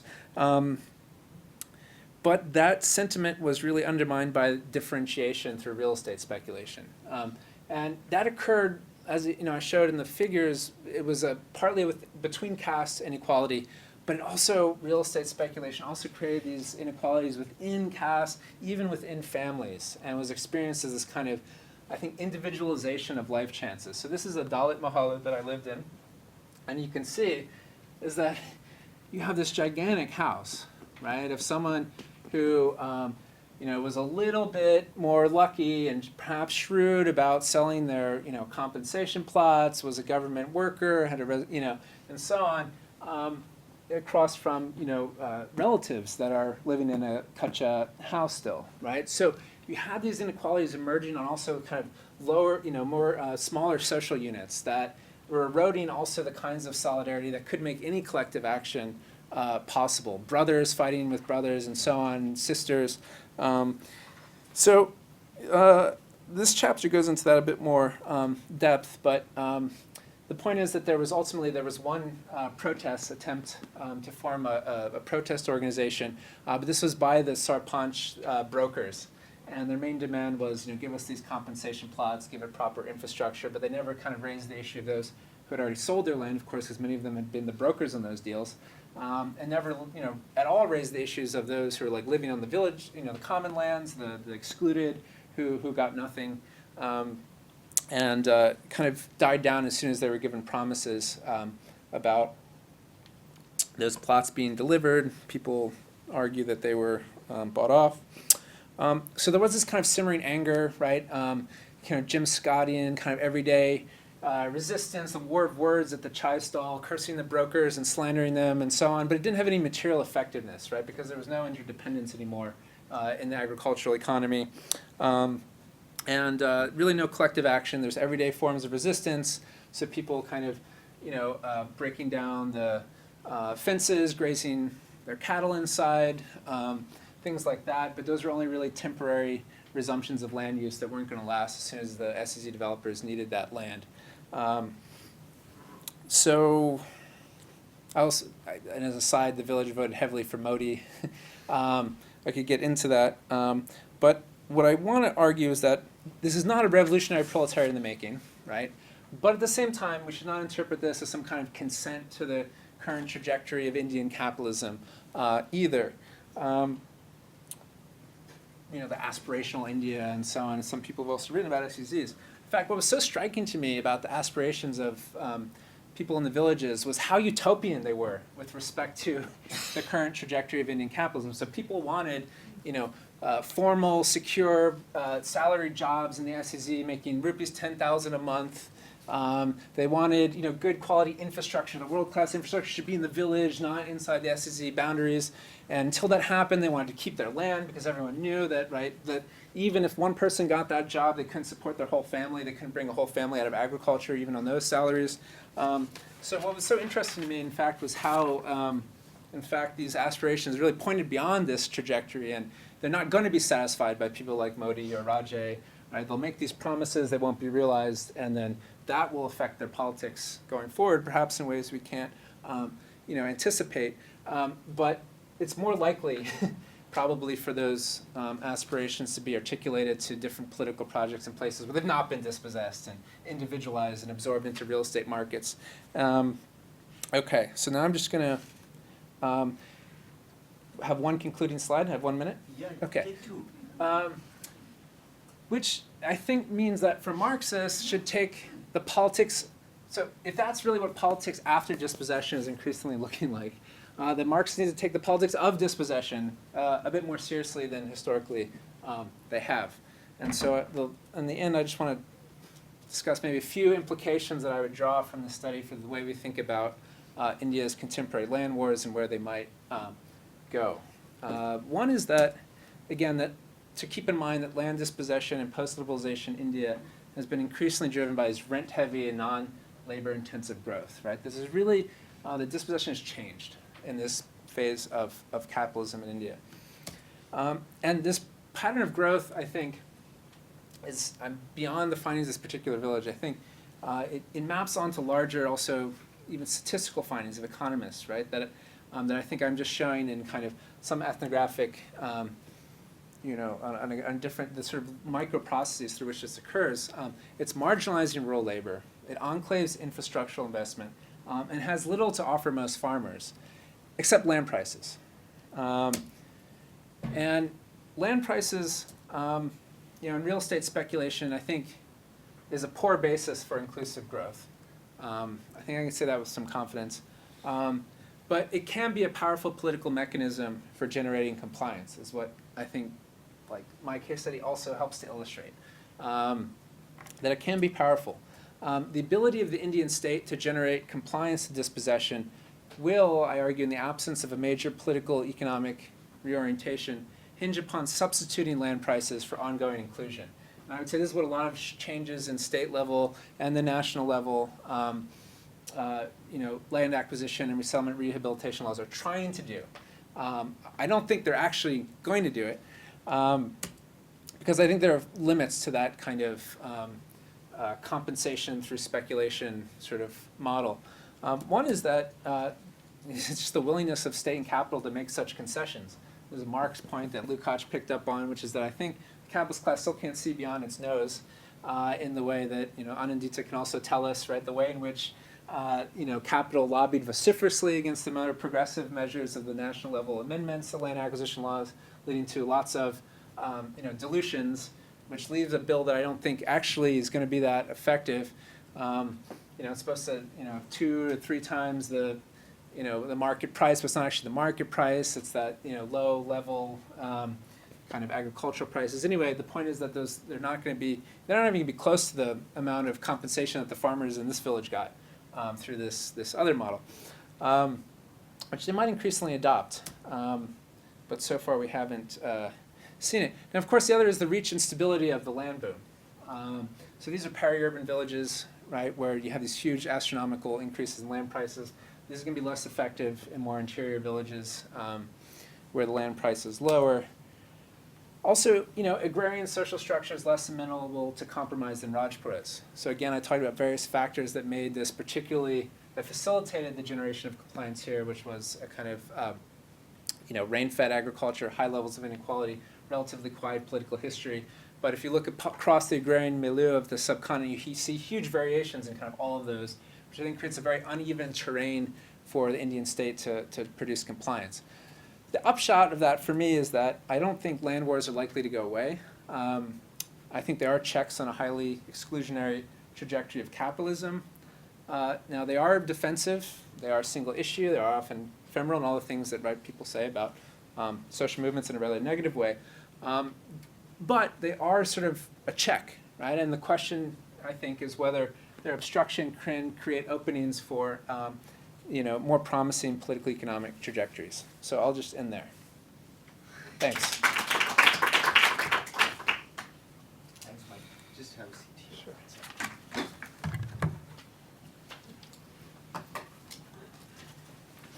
Sure. Okay, so there's hope and then there's no hope. And let's find out about what Sarah thinks about the hopeless and the hopeful. And Bharat, please. We sit here or sit Yes, there? no, Okay. I have a slide. Oh. Can I? I do. How do I get to it? I'm in. Oops. We saw Sarah basically. Is that the one? Yeah. Pen over there. I'll get to it in a minute. Yeah. Okay. So I'll move through this as quickly as I can. So these are obviously rather different cases, rather different papers, and so what I'm going to do is my comments are kind of aimed at rubbing them together to see what we can kind of think about. And a kind of second kind of point is I'm an anthropologist. In the field, I ask questions about history and meaning, and I'm going to ask you as a probably most of my questions kind of orient around history and meaning. Okay, so I'm going to talk about each of the papers individually, and then for the latter part of the discussion, I'll kind of put them into discussion. So first, Dr. Patankar's paper, which outlines a legal infrastructure instigated by the Shramik Mukti Dal on behalf of people displaced, dispossessed, and resettled by development, particularly those large-scale irrigation projects. And so Patankar argues that there was no law enacted or enforced during the British colonial period that connected displacement and quote-unquote resettlement and rehabilitation. And this lack continued after independence. And that was until one piece of legislation was passed in Maharashtra in 1976. And this Project Affected Persons Rehabilitation Act was described at length in his comments. But, so I won't go over that, but I want to importantly kind of note that this law was written in response and mobilization by project affected peoples, which again he discussed. And it ensured land for people who had been dispossessed. And it linked, importantly, this idea of resettlement and rehabilitation. And so it seems to me, and it seems that the difference that makes a difference here, in this case, is this relationship between resettlement and rehabilitation. So can and does rehabilitation have meaning beyond this kind of narrow meaning of the distribution of irrigated agriculture? And it seemed like it did, and I wanted to kind of know more about that, and I'll ask more questions about this. So again, what does rehabilitation mean in its biggest, in its kind of broadest sense? How do people talk broadly about being rehabilitated, what rehabilitation is as a condition, and this, right, the state of being rehabilitated? And when I think about rehabilitation, again, disclosure as an anthropologist, and I think about literature, say in both medical anthropology or animal studies, which both examines how rehabilitation is the project of making someone, some individual, even an animal, able, again, importantly, an individual, able to live on its own, right? But an individual with some kind of ailment, generally, able to live on its own, right? It has, again, in social science literature, particularly in medical anthropology, a particular kind of connotation, and I was kind of thinking about that. But importantly, to make someone live independently, to live without the support of a rehabilitation center or the support of other people. It is this remarkably individualized concept, oftentimes, to me.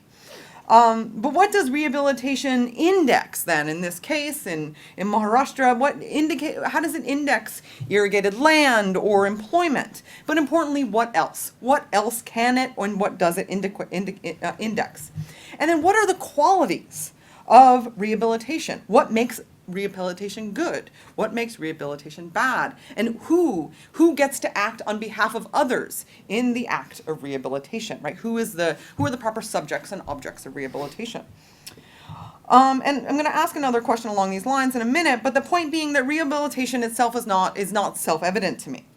What it does instead is push me to ask about how different kinds of development, I use that word, kind of problematized, are relying on each other, or might have different forms of development be relying on each other. Say, how are irrigation systems relying on self-help groups or other forms of kind of different, kind of developmental infrastructure? How does development beget more development?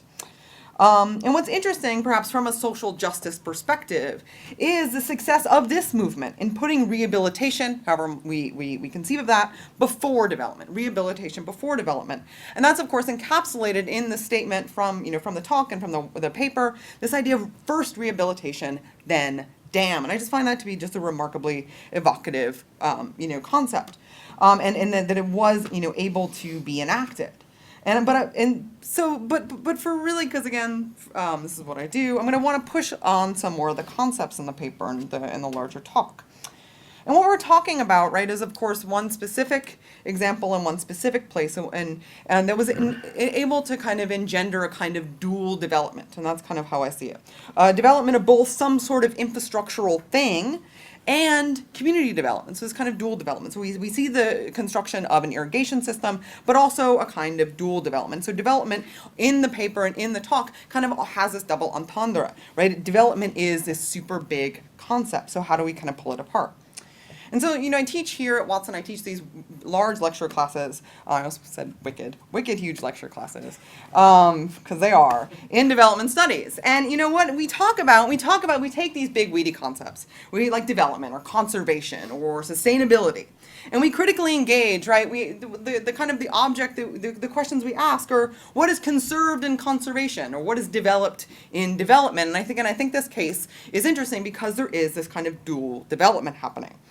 And most of the times what we see is, when we ask that question again, what is developed in development, or what is sustained in sustainability, is of course a stable accumulation of capital by interests far removed from the place or location in question, right? What is often sustained is capital, right? And that's evident in the second case, but we're on the first case. But of course, we all know this. And so that's what makes this case in Maharashtra so fascinating. But I wanted to think beyond it. I wanted to kind of, again, in thinking about social justice struggles, thinking about enacting a change in the world, right, that you kind of intimate throughout the talk, I wanted to know more about the how. I wanted to know more about the social and material conditions beyond the law itself that were able to make this action possible. Again, the law is important, but what are the social and material conditions on which this mobilization was built? How did mobilizations build on existing social organizations? Not just that it built on existing social organizations, but how did it do it? How did it do this moving beyond? How do these mobilizations perhaps exacerbate existing social inequalities that did not relate to the amount of land a person held? How were inequalities perhaps exacerbated that were not land-based? And so I want to come back to this idea of how development maybe begets more development, or how the things being development relate to each other. And I'm thinking spatially and materially here, so both spatially and materially. And in the paper, and this was in the larger paper, this is really clearly fleshed out because he starts there. Dr. Patankar kind of gives us a typology of development. He talks about two categories of development projects, and this is where you close your talk a little bit more with this, but I'd like to kind of think about this typology a little bit.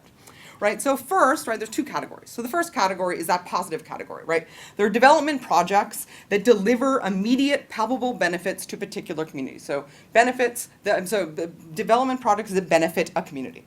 And then second, right? There's these development projects that, again, in Patankar's words, quote, claim to benefit society in general, but there's no palpable benefited zone created by them, end quote. So in this first category, we can put things like irrigation or various manufacturing projects. These are projects that generate employment because of the establishment and manufacturing of various goods or things, say, like electricity. There's a distinct benefited zone, in his words, for these projects. They provide something, irrigated land or permanent jobs, for example, by those being moved out.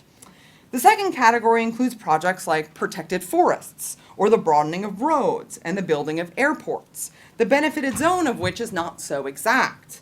And perhaps the people being moved out of place do not benefit from these projects at all. So there's a distinction here between these two kinds of development.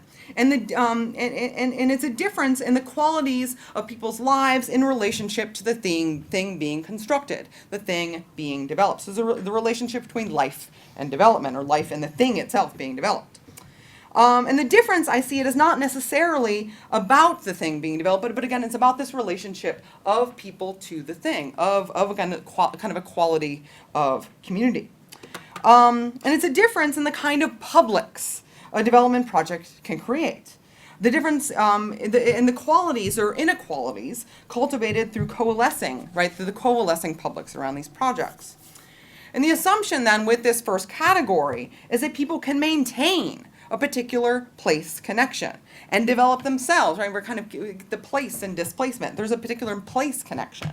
And develop themselves generation after generation, and that seems key, through the implementation of a given project. The first category enables long-term employment. So key to this positive valence, it seems, of the first category is time. There's a kind of long-termness. Giving one generation a job is not a long-term solution.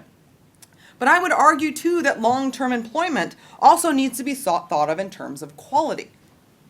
I work on plantations, which are some really old cases of resettlement and dispossession. And long-term employment kind of comes with the territory of the plantation, right? But there's a difference in quality. And long-term employment is guaranteed by the plantation, and herein lies part of the dispossession. Herein lies part of the inequality. And I know, of course, you're talking about these kind of positive cases where autonomous people or have autonomous employment. But I want to push on the abstractness of this typology a bit to highlight that place and historical context matter. And this is a particularly inspiring case in Maharashtra. But again, what do we do with this typology? I guess, right, these are my own self-serving questions about how do we think about social justice? How do we think, to think about change in long-term protracted struggles against dispossession? What these, again, long-term protracted, how do we bring these into these typologies that both authors are really putting forth? How do we bring in long-term protracted struggles?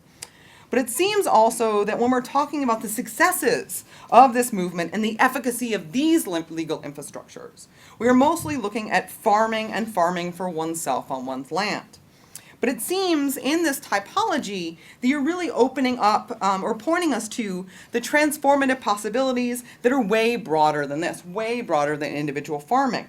And this could include wage labor, but I really wanted to hear more about this and how would that possibly work? What would they look like beyond perhaps the government job? I wanted to hear about how we could envision scaling this up and out of Maharashtra, right? What would it look like? And what are those other livelihood strategies that might enact a kind of positive change? And is it enough to say that employment should be long-term? So the other social justice question perhaps is a simple one. And that is, how do we ensure that this seeming inevitability, and kind of problematizing that seeming inevitability of development-induced displacement facilitates a kind of community development that it possibly can, or this development generation after generation. So to get at a similar distinction, then, we might be able to ask, what kinds of places do development and displacement make? What kinds of places do they make? And who are these places for? Who can they ever be for? And so I wanted to end kind of with more of a it's not important. But I guess I do want to end with this. on this paper. And this is really my main provocation for the paper, I guess. Can we hold on to this typology, right? This good development, bad development typology, if we think about how these categories of development are really messy, like 1 and 2 are not really that neat. And that they're messy and connected in these really complicated ways. That say the manufacturing of a widget that allows for your first category in this more seemingly positive displacement actually enables the manufacturing of some kind of machine in an SEZ somewhere else that firmly falls into your second category. So how can we hold these categories together if the widget of development style 1 enables the machine of development style 2? How can we really kind of think about these as really fundamentally different? Can we hold these categories apart when we know that they mutually support each other? And how can we look at them in isolation? Because it seems that they really are inextricably linked. How do these places, and therefore these projects, always rely on each other? This is one of the theoretical occupations of myself, perhaps, but also one of my favorite theorists to think with right now, and that's the feminist eco-critic and environmental philosopher Val Plumwood. And Val Plumwood, anybody? I don't know, my favorite. But anyway, so she's looking at how we think about place in these very singularized ways, right? A place is a place of attachment, is a place of home. It is a place that I think is beautiful, or I think that I can kind of valorize. But those valorized places, those good places, are always supported by shadow places that supply the things that we need. Then those shadow places are always what we do not pay attention to when we think about valorized places, when we think about when things work, when we think about parks, for example, when we think about home, right? Home and parks and all of these things are always linked to the production of things elsewhere and the unequal production of things elsewhere. So how can then we think about solidarity across development, across inequality, if we think about the relatedness of these different spaces? Okay, so then on to the Levain paper. And so anyway, there's this really interesting multi-sided research that links villages and these offices in Mahindra private capital, as well as bureaucratic offices as well. And he walks you through this in his talk, so I won't do that there, but I will kind of think a little bit more about the theoretical framework. And the introduction starts with a tension between him and this kind of literature, kind of this massive literature on land dispossession and land-based displacement. And it argues that the literature, this literature that he's against, argues that these phenomena, right, land-based displacement, land dispossession, are the same everywhere, and importantly, they're the same everywhere across time, or at least under capitalism. And this literature argues that dispossession is either progress or it's predation. And laid over this binary of the quality are kind of the qualities of dispossession, and they're related to a dualism describing the lives of those affected by dispossession, that they are either doomed to extinction by their economic backwardness or are sustainable peasant communities. So we have these kind of like binaries that are related to each other kind of at play. And such binaries, he argues, right, are unhelpful. I agree, right? They're remarkably unhelpful. But instead of those binaries, right, so he puts forth what he calls, right, in terms of sociology or sociological understanding of dispossession that would require that we descend from the heights of abstraction to understand whether, how, and with what effects different forms of dispossession collide, interact, intercede with specific agrarian milieu. And such a sociological approach then can neither take dispossession as progress, nor can it romanticize the dispossessed. Again, totally buy that. And so you answered many of my questions about kind of descending from abstraction, because again, I only read the introduction, but I would still kind of want to know more about what does this concept of the agrarian milieu actually do for you that context or specificity can't? Like, what does it do operatively as a concept? And perhaps this is a particularly disciplinary thing, this argument, that I'm not quite getting, and it seems a little kind of straw man-y, again, to me as an anthropologist, because come over to the dark side with us in anthropology, this is exactly what we do. We kind of like, we sit in the agrarian milieu all the time. And there's lots of really interesting people looking at just this, right? The everyday experiences of dispossession through really, really detailed ethnographic engagements, whether they're agrarian or otherwise. And so it just kind of, it was set up as a little bit stark for me. And so then Levine also argues that the qualities of so-called development and land dispossession have changed dramatically since the early 1990s, right? When India transitioned from this kind of state-managed capitalism to neoliberalism. So part of this shift was a move from land dispossession for the purpose of public sector industrial projects or infrastructure projects to land dispossession to benefit, right, on behalf of large corporate entities. And so both periods of development achieved their mean through different strategies of coercion. But the qualities of this means of dispossession differed. So we have post-independence, pre-liberalization development, and post-liberalization development. And he suggests that we can take these periods as different kinds of socially and historically specific regimes. So to work against this abstraction, to get at these historical shifts of dispossession, he introduces us to the idea of regimes of dispossession.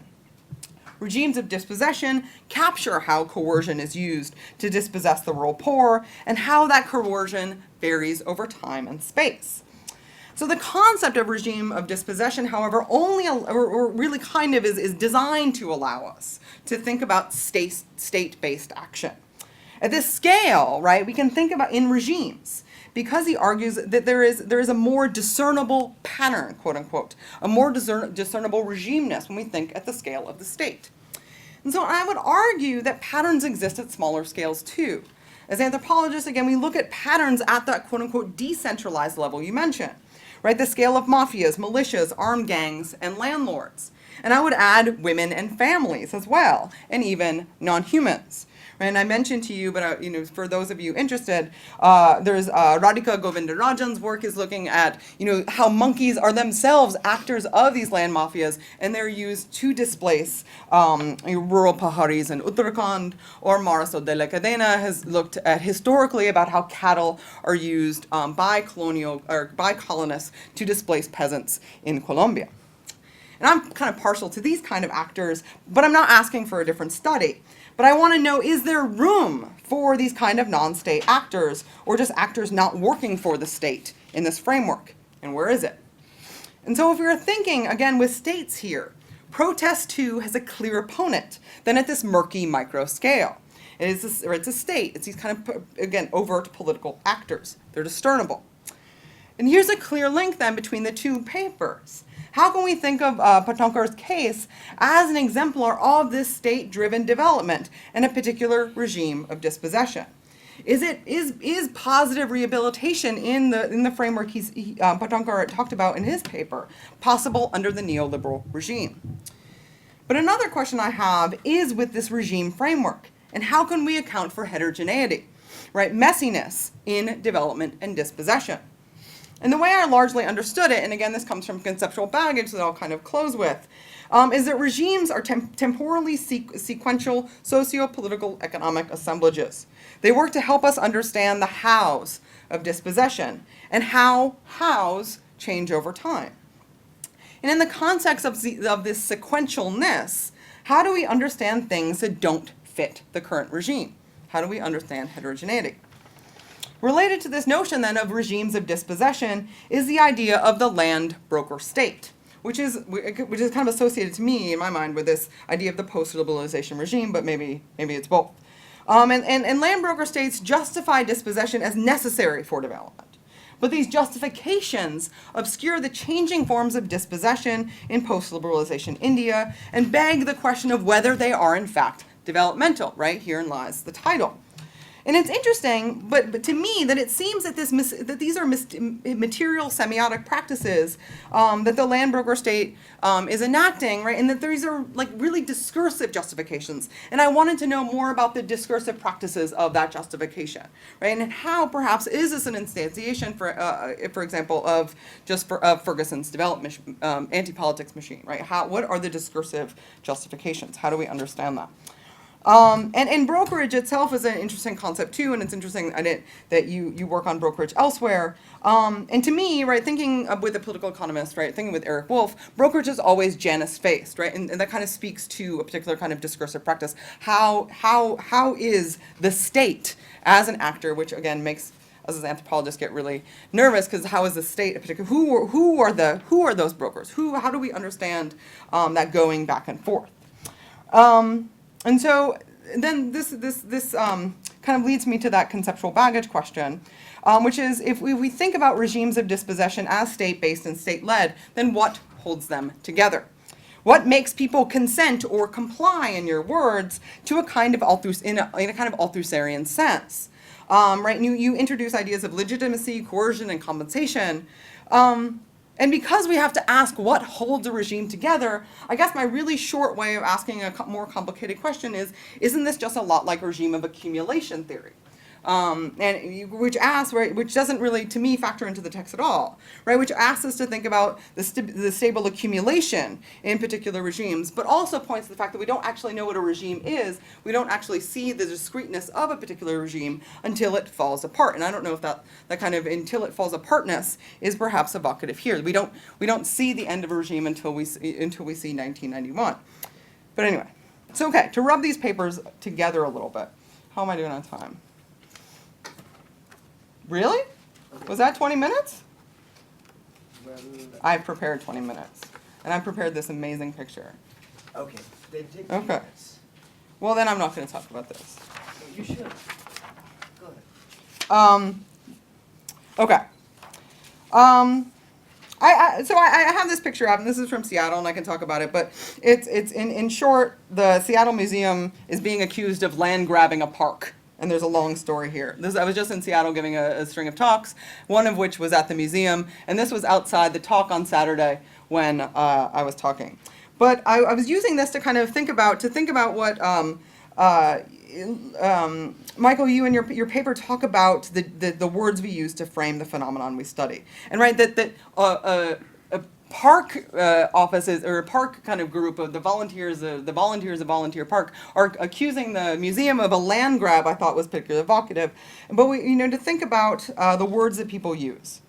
And both papers kind of think about the framing of these projects. But there's a serious question here about land grab, enclosure, dispossession, displacement, dislocation. All of these are kind of getting what we're talking about.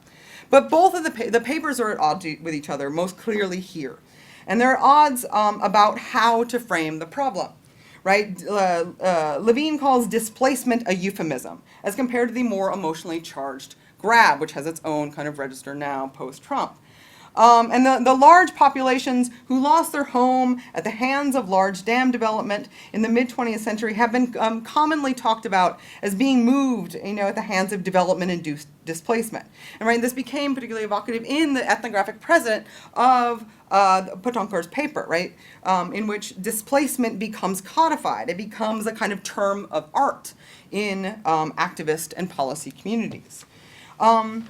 So the question is, how do we understand the emotional kind of valence of these words, the political action of these words, the policy relevance of these words? Does displacement appear just to happen? And I would love to kind of hear you both talk about this.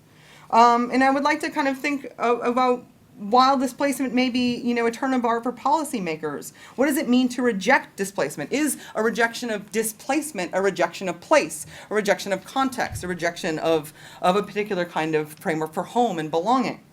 Again, for me, place always gets at belonging. It gets at home, it gets at family. So to reject displacement for me would be to kind of reject those concepts as well. And I appreciate a particular kind of Marxist grounding in your paper, Michael, but my Marxist feminist leanings make me want to know more about that micro scale. And again, to push away from displacement would be to push away from family. So a rejection of displacement, does it kind of work well with your scaling up to the state level? Are those kind of intimately connected? And that's kind of a larger question. But I have questions, two short questions as well. And the first is on the long-term notions of dispossession. What kind of long-term notions of dispossession are at play here? In both of your research, we could perhaps think more about a stratigraphy of movement and marginalization, right? That kind of move beyond the kind of particular starting points that you both choose in your papers. And the last question is really a series of questions that I thought were kind of absent in both papers. And that what does development, displacement, and dispossession mean to the people you work with? And the introduction is, of course, the introduction, but even also in your Dr. Patankar's paper, I thought the people were in a way kind of monolithic. How do people themselves view these projects? What are the specific possessions that people themselves see losing? What does it mean to possess something in the first place? If it's really just land, how does land figure as a possession at all? How does it figure as a possession in the first place? And I don't just mean legal possession. Is there debate? How can we account for difference and contestation? What is home and how do you make it? What makes development good or not? And how do people see themselves benefiting from or falling outside of the purview of the utilitarian frameworks that so often guide development practice? What did people want to see in a kind of post-development future, or in a future of ongoing dispossessions and dislocations? And I'll end there. Yeah, I'll end there.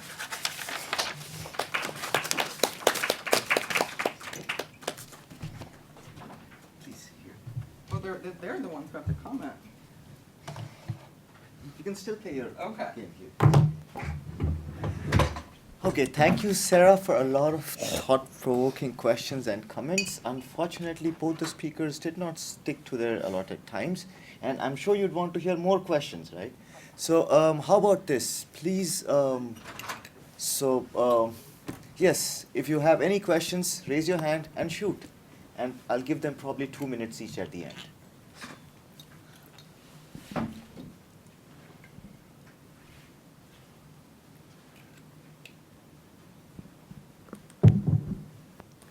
Thank you for a great seminar. I'm a Syrian citizen who just got his citizenship here. A question that I have is when you talk about these models, there are unintended consequences of so many different levels that really gets looked away from.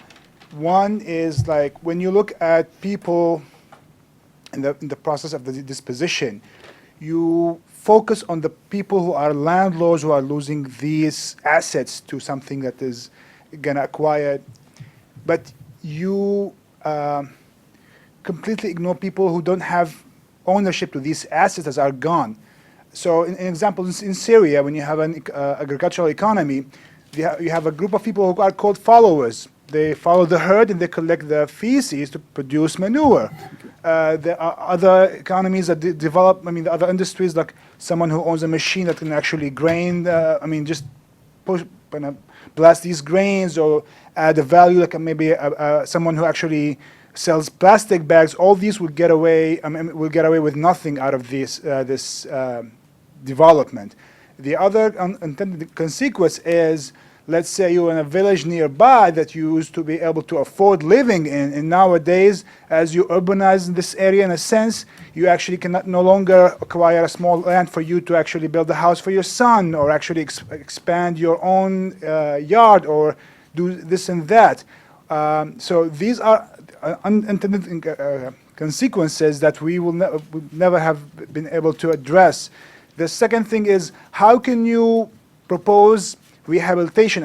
Umschulung in German was a process that actually tried to bring people, women post-war, from agricultural and industrial life to more service-oriented careers. But again, now you are losing jobs to machines. How can you retrain and rehabilitate folks when they will not have an ability to participate in these positions that are lost? It's lost to a machine, and there's nothing you can train him for to replace that. Thank you. Two very important questions. What do we do when it's machines? Please, yes, here.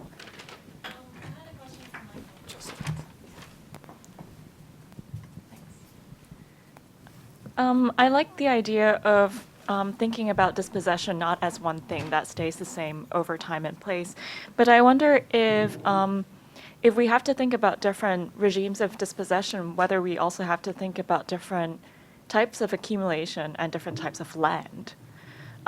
Because clearly, when we think about the role of dispossession in accumulation, then the distinction that you drew between kind of pre-1991 and post-1991 is productive accumulation and financial accumulation.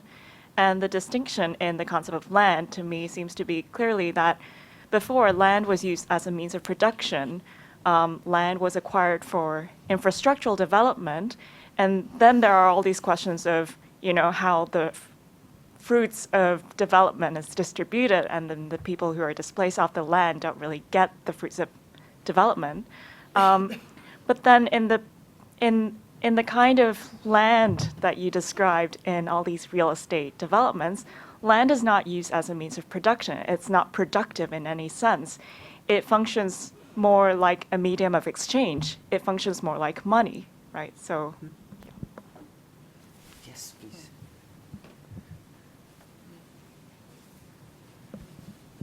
I also have a question for Michael.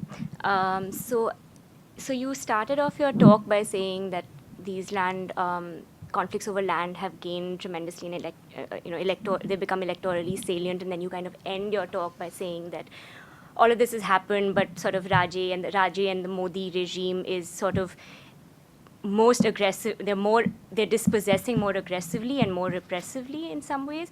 And to me, I wasn't quite sure. I hoped to hear much more about what.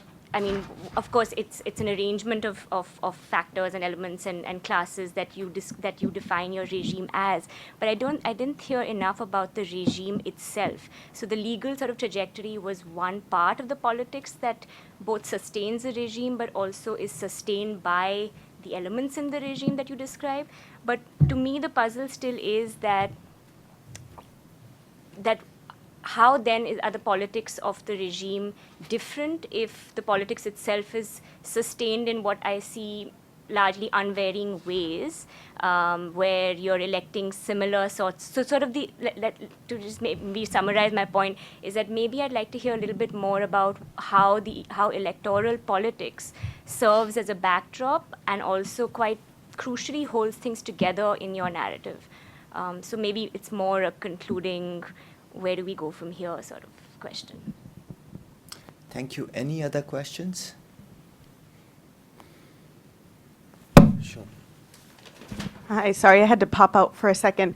I'll try to form this. You both had, so my work actually looks at entrepreneurs who are moving back to India. So it's kind of these hidden kind of people that are in both of your stories.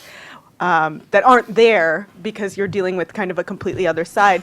This is why I thought, Bharat, your talk was very interesting because there was something you referred to. I wrote it down and now I don't see where my notes are. That was very interesting related to these different technologies of energy that are coming in. And, why is one considered over the other? And so then it's very interesting because you're dealing with speculative land, Michael, where you have all these kind of, I look at Bangalore, so there's a lot, I see the clean tech industry kind of coming in and thinking about how to then take that clean tech into villages. So I guess my question is, where does this kind of entrepreneurship lie in the story? Is there a way in which there could be some sort of presence of kind of high-tech development? And that's because this, I think the name of the seminar is Development-Induced Displacement. So where does the development lie in this idea of kind of technology? And can that do anything to kind of change the story of what development-induced displacement means? Perfect. Thank you. Anybody else with any questions? Okay, so here's how it works. Strictly for 300 seconds, which is 5 minutes. No problem. First Bharat, and then Michael. And then for all that you cannot respond to, Sarah, we can continue in during the dinner. You can Yes. see Yeah. my Okay. comments. I'll say that I couldn't go because this was not an extensive thing into some aspects of answers to the questions. the paper could carry. One question was what dispossession and displacement or development means to people themselves. For dispossession, I would say it is, people think in terms of that I am losing my mountain nearby my village, where I can go with my goats and where I can have, maybe I'm not having a land, but I can go there and they graze and I can have milk and I can sustain on that. Common property resource. Huh? Common property resource. Common property resources. So if you tell in people's language, so I lose my small stream. I used to have fish whenever the fish season is there, and I used to have fish and other crabs and etc. So I go somewhere else. It's a different area where you are not assured that this clean environment surrounded with the mountains and forests are there. So I lose that. Then I lose my stream. I lose my stream which gives me inspiration for playing some instrument like flute or make a new song. So these kind of many things are there, and people talk about this. Means what people say that you are giving us land means what? What you are doing? You are not giving us our stream. You are not giving us our fish. You are not giving us our mountain. So you are not giving us many things, not clean air. So in that sense, dispossession means dispossessing themselves from all this. That's what people's own understanding is. In that sense, no rehabilitation can match it. No rehabilitation, whatever concept of rehabilitation you have, you cannot answer to this kind of a belonging to or longing to have these kind of things again. And displacement is actually, there are two things. One thing is that they were already displaced because of the fact that their terrain, because of many reasons, they cannot sustain their family in their own area. So one member from each family has to go to Mumbai or Pune or wherever, industrial cities, and not for doing a better kind of income, but it is just a very, very laborious manual jobs. And they couldn't bring a lot of this thing, money, etc., to their families. So in this sense, there is a contradiction in the experiences. If I get irrigated land, if I get area where my kids can go to better schools, then I would come out of this kind of a situation where my family is divided and I'm most of the part of the year I'm outside there and our emotional life is destroyed. So because of this rehabilitation site where we can have irrigated land, we can sustain ourselves in our own village, and we can have that family life in different manner. So this is also another aspect of this. These are the contradictions in there, whatever they talk about when they talk about themselves. So rehabilitation, then in this background, rehabilitation, for them, rehabilitation would be a full-fledged rehabilitation. And that, nothing is going to give it to them. In the sense, I would say that when they started going to Mumbai like this, after British came here to India, were they not having a sustainable life before that in their own areas, in hilly areas? They had. What happened? So the story begins from there. So economy changes, which products you should produce in your land so that you can sustain your families because of the new money economy. That changes. So sustainable livelihood becomes non-sustainable livelihood. So you can see in history that 1880s, 1880s, every person from each family goes there. Before that, they were not going anywhere. They were there for generations. So this is for a large area from where the this Pradesh people come actually. Even in Rajasthan, for example, these people from Rajasthan, they move with their cattle. They used to move with their cattle all over the country, and now they cannot do that. The whole thing has changed. So can you bring back that kind of a thing? You cannot. You cannot bring that kind of economy again. And even if you think about, then question comes about development. The same kind of thing comes in the development concept of development also. So development in general is historically specific and system specific. So I must intervene here because we've already gone 7 Yeah, minutes because past that, questions so are I like that, understand. so- Okay, so I'm reminded of Margaret Thatcher and how sorry. the atom bomb cannot be uninvented. Okay, and so Michael. Okay, thanks for all these comments and questions.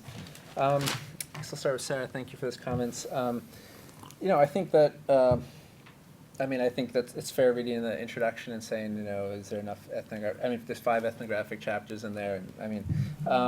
I think sociologists have also done ethnography for a long time, but I think there is one difference between sociologists and anthropologists is that sometimes sociologists have a bit more of a disciplinary tendency to try to connect the sort of microprocesses they're observing to sort of macro social forces and to kind of think about them comparatively and to use that to reconstruct theories of capitalism, which, if you have a good example of doing that and a good, specifically trying to reconstruct the theory of the relationship between dispossession and capitalism, let me know, because I think I thought I read everything Page on West's new this. book. What's that? Page West's new book.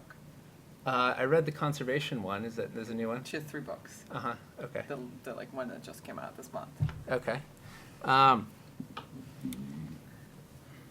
But so what I would say is that what this is trying to do, and I really value the sort of pushing at the kind of main concepts of the book.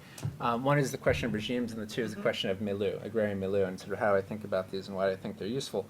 And the question with regimes is, and I would say that I don't think of regime as a thing. It's a concept that helps us to see a kind of pattern, shift in the pattern of dispossession between kind of state capitalism and neoliberalism. And I advance the idea because pretty much a lot of the literature talking about this just was not pinpointing. To me, what I found empirically, going historically, not just through interviews, through going through archives of industrial development corporations, urban development authorities, that there is this pretty dramatic transition. And it does seem to occur pretty quickly in the early 1990s, where you see urban development authorities, industrial development corporations going from these public sector industrial estates start taking land for hotels and all these kinds of things, real estate and so on. So trying to have a concept that helps us to sort of identify it.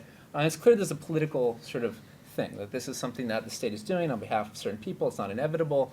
And the second chapter is really trying to document historically, not assuming that capitalism just needed this and it kind of came about, but really trying to document the transformations in the state. And to me, you just need to be clear about the kind of social relations you're studying. So while decentralized forms of dispossession are really important, and I look at how, I wouldn't necessarily call them dispossession, but brokers are kind of form these feeding chains, and my next project on land mafias, which I think is more coercive, operating the kind of feeding chains around these projects. But I don't know that the same concepts will be really useful. And it is mostly people in these cases. I don't have any examples of monkeys or cows involved in this, but it's interesting.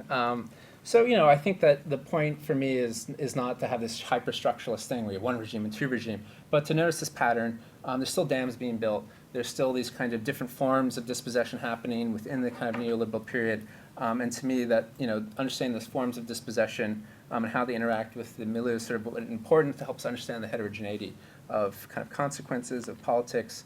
And the milieu is, I've used that because to really get away from saying it's agrarian structure, right? Because I really want to say is you have social relations, agrarian social relations, they have history, they reproduce, they're changed, and I don't want it to give a kind of static picture of that.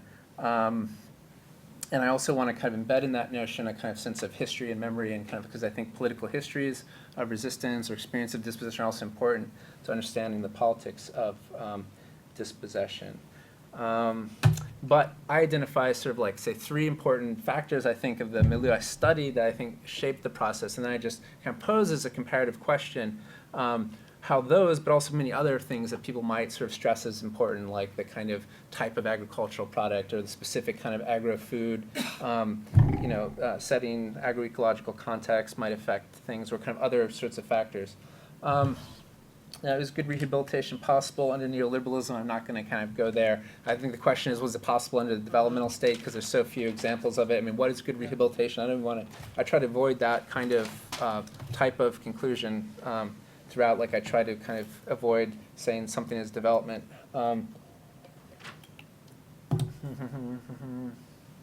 Displacement. I mean, I agree. Home. I mean, part of the reason I think dispossession doesn't always necessarily generate displacement. I mean, in the case I studied, people mostly still in their houses, still in the same villages. Their land was taken. They're still, most people are still living in their houses. And I do try to kind of get into gender in different chapters on the kind of both the transformation and the division of labor, the effect of the commons on women in particular. And I've also done work trying to compare the gendered effects of dispossession in this with other cases across history. But I will absolutely acknowledge that my ability to do that in great depth was hampered by the patriarchy that definitely influenced my ability to do field work among women in the village. And also quickly, gentleman from Syria raised a question on landless. So very much I talked about landless farmers, the landless grazers, the people who were living on the grazing land, the sweepers, different ways that were entirely excluded, right? Didn't have property. And what I tried to do in the paper, and I kind of had to do this so quickly because I tried to cram too much in, was that we have to disaggregate also even the kind of landless Dalits, because some who had really no stake in the agrarian economy were pretty much indifferent to the process, but those who, because they didn't affect them, and maybe they would get jobs. But then there were those who were landless and were living on the common land that got dispossessed or were dependent on grazing on it, who were among the most deeply hurt by this process and got no compensation. And then finally, I will just say, I think, Irene, I think I agree. I mean, what I'm looking at is dispossession shaped by different forms of accumulation. And it's not that there was no speculation under the developmentalist, project. So like you have speculation around canals, you have speculation around industrial states, but it was much more closely tethered to kind of production. And I think that sort of like relationship gets more attenuated in the post-liberalization period, and just kind of capturing that rate. There was checks on speculation on those projects. There was often, avoided and so on. Type of land, again, that's sort of a question for me of milieu also, of like what type of land is dispossessed and how that affects things. And very quickly, 10 seconds on Indita.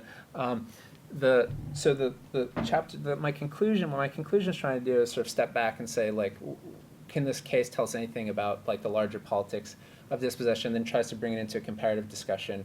And one of the things that I was trying to do is say, like, in the periodization of dispossession, the legal, the practice of dispossession doesn't map very well onto the kind of legal changes, right? Because it's legal to dispossess land for private capital in the 50s and 60s, but it's kind of rarely done because the political economy was such.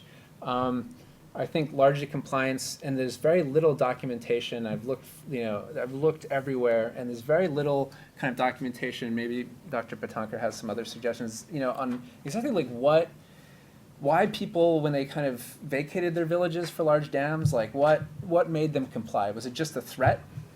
Coercion, the sense that there was no kind of alternative? Was it that people believed in the promises of development? There's very little like convincing, stuff that convincingly shows that. I mean, the resettlement compensation was so pitiful in almost all cases. So it's really hard to kind of say. But there was very little like material basis. But what I think what happens is in the 90s when, and there was no one to kind of take up those issues. Like no parties really took up the issue, small here, there, but really not. Then what happens in the 90s, I think that eventually they're still making those same justifications, but they're really not effective. And you have these proliferating land wars, and they're becoming electorally salient. Mamta takes it up. Opposition parties are taking it up in different states as a way to kind of batter incumbent parties. So it becomes salient in a new way. And then I think that states conclude that it's really no longer possible to just kind of like give people like crappy compensation and say this is for the nation and development when you're giving it to a private company for like a SEZ and real estate speculation. So then they realize they have to pay up, right? And so there's a kind of internal transformation of the regime towards giving, trying to create a material basis for compliance. And I think that's where we are. They know you can't just sort of say this is for the nation development and bring in the army anymore, the police, they still do that in places, but it's becoming increasingly more difficult. So then the question for me now is like, how is the Indian state going to be able to orchestrate this material compromise? And I think there are a lot of limits to it. But Modi learned very quickly that, as you know, like, that it's much harder to kind of do it the old-fashioned way when he spent the first 8 months of his reign diminishing his political capital by trying to dilute an already diluted national land acquisition bill. So I think it's a real explosive question. How it's going to be resolved is still to be determined. Okay, so the pie is small, and we're all competing for it, and that's where the problem lies. And time is up. Thank you very much for Thanks. coming. I hope you enjoyed the discussion. And please check our website, displacementmes.com. And please be here in spring. We'll be back with one seminar every month, as usual. Thank you, and in case we don't meet, have a wonderful Christmas and a great New Year. Bye-bye, and good night.